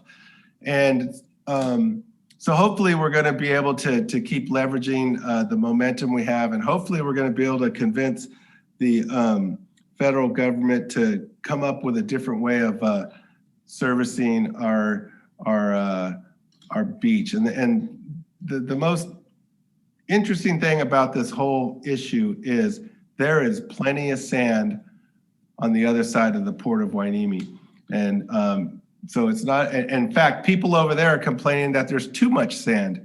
And of course, over here in Hueneme, we don't get enough sand. So the struggle's real, the struggle's continuing, and it's going to take a continued effort to try and effectuate change on how they deliver the sand around the corner. I think that's about it for me. And we're going to move on to future agenda items. Council members may request items to be placed on future agendas at this time. All requested items will require a motion, a second, and a majority vote per adopted council policies to be placed on a future agenda and will be scheduled at city manager's discretion. I'd like to remind council members that all requested items will require a motion, a second, and we're not to discuss these items at this time. Does anybody have any requests for future agenda items? Okay, let's go Councilmember Perez. So Rich and I had the privilege of taking a look at One Stop last Friday and everything that they offer to communities. And it's an amazing organization. And I know we don't have anything on the south end, either for South Oxnard or Hueneme. I think one comes in the VC Rescue Mission in Oxnard. And I would like to know what the possibility is or probability is of having one in our own community to help out with the needs of community members who are low income and may not have access to health care, and our homeless community. So are you making a motion for Discussion? Yes, So can you, and to see the probability of possibly having something like that in our community? What would be the viability of it? can you state that in the form of a motion?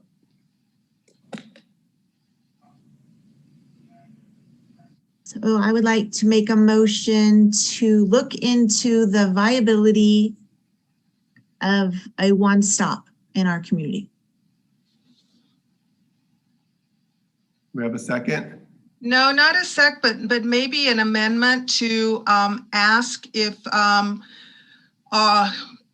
Councilman Martinez's and my presentation, if it would satisfy that request, because we're doing a very strategic approach to the homeless problem, and that's one of the items. So would you consider amending your motion so that, because I was going to ask for the same issue to be placed on the agenda if we included that in our presentation? Sure, I can do so. Sure. I'll second that motion. Okay, so we have a motion and a second. And Madam Clerk, do you have the motion clearly understood? Because I'm a little fuzzy on it. Just to clarify, Councilmember Perez, you were okay with Councilmember Hernandez's proposition to have that as a presentation item? Is that, Councilmember Hernandez, is that correct? Yeah, the plan was for Councilman, I was going to request an agenda item allowing Councilman Martinez and I to present our findings based on our the fact finding we're doing, the solutions we're finding, and then the issues that we're also addressing with regards to homelessness. And the one-stop center is on our list. So because we have, I don't want to get into a discussion in this. Let me just say that we would like to be able to address that in our presentation since we've been studying that issue. I think for purposes of minutes, I would like to write this up as a joint request for a presentation that will kind of encompass all of that. Okay. Does that work? Yeah. And I'm really glad you guys went out there to see the one stop. I'm glad you guys did that. Thank you. Okay, let's take a roll call vote. Madam Clerk, if you could, please. Councilmember Perez? Councilmember Hernandez? Yes. Councilmember Martinez? Yes. Mayor Pro Tem Rollins? Yes. And Mayor Gama? Yes. Motion passes unanimously. Okay, Councilmember Hernandez, would you like to go next? No, I think I just stated my request. I'm good. Councilmember Martinez, do you have any future agenda item requests? I understand that we had approved from the money from the port. I'm sorry, it's late. For them to have that beach access for the elderly and people that are like on wheelchairs. And I know that we had said, for special events, but I know that they approved that money, and I'd like to see that, placed on the beach. I know somebody had mentioned it today in one of the public comments. I think something like that would be nice for people to have beach access. So I'm not sure if you guys can help me how I would say that in a motion. If I understand you correctly, I think you made a motion to have an update on the ADA access to the water's edge. Could Mayor, I make a comment about that? Mayor, if I may interrupt, the ADA MAT was approved as a community benefit fund item. It is the allocation of the fund has been targeted for that. It hasn't been purchased yet, but and it won't be available to roll out until we have programs that it will support directly. So it's a resource that we have available to use whenever we want to, once purchased. And then the last thing that I would say is, is it possible to ask everybody to always show their face, or do we have rules of why, the city council shows their face all the time and not everyone else? I'm just curious. Maybe that was a comment. I don't know. It's not really something to be put on the agenda. But. That's okay. So it sounds like we have a motion, but we just got provided information, so we're kind of straying away from. Okay. Yeah. You know what? I'm good, you guys. Oh, I'll talk to the city manager about that. Okay. Okay. Thank you, Mayor Pro Tem Rollins.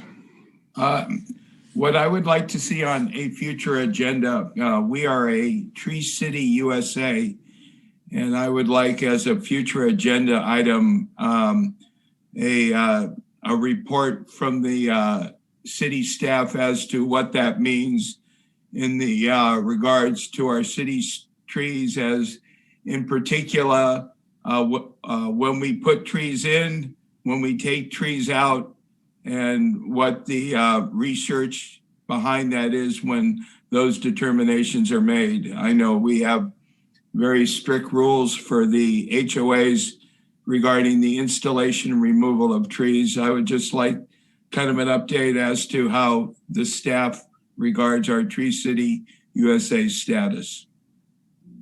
I'll second that. Madam Clerk, can we take a roll call vote, please? Yes, sir. And I just wanted to confirm that that was a identical request made at the last council meeting. So I just want to clarify that I believe that that's already on staff's radar to place on a future agenda item. Well, good. just a reminder, I don't mind doing a roll call vote, but it would be an identical motion that was just made at the last meeting. Okay. Christy, you are doing fabulous. Thank you, sir. As long as it's there. Mayor Pro Tem Rollins, any other requests for future agenda items? Not at this point. Okay, I would like to make a motion to get an update on the graffiti policy for the city of Port Hueneme. I do see Councilmember Perez's hand is up. I think that might be a second. Yes? I think she had it up before you even. Yeah, I had a comment, but I do second that, but I was just waiting when you're done. Okay. Okay.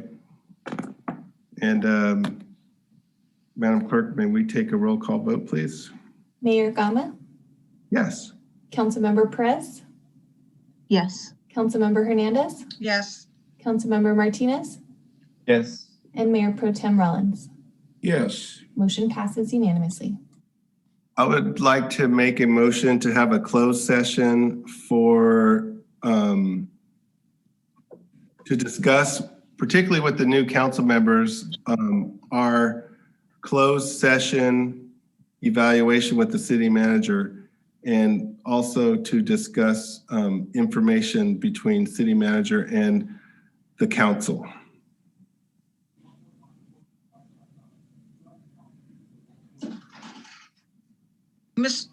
Mr. Mayor, is he due for an evaluation? It seems that we just did that. We did that prior to the swearing in of our new council members, so they have no way of knowing what we discussed in closed session because we can't talk about it.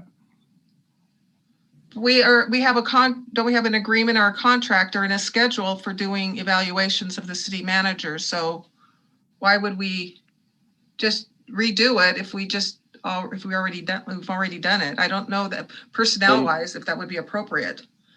In addition, Mayor Gama, this is Kevin Spalding. I don't believe that would be an appropriate closed session item because the evaluation has already been conducted. In essence, you've requested a closed session to discuss a prior closed session. not to actually conduct an evaluation. So I don't believe that the safe harbor would apply, and it would be a violation of the Brown Act to have that. I'd also like to add on that I do believe the new council members were provided the full report that the previous council members were provided during closed session. So I do believe that material was given to them shortly after they were seated. I was not aware of that.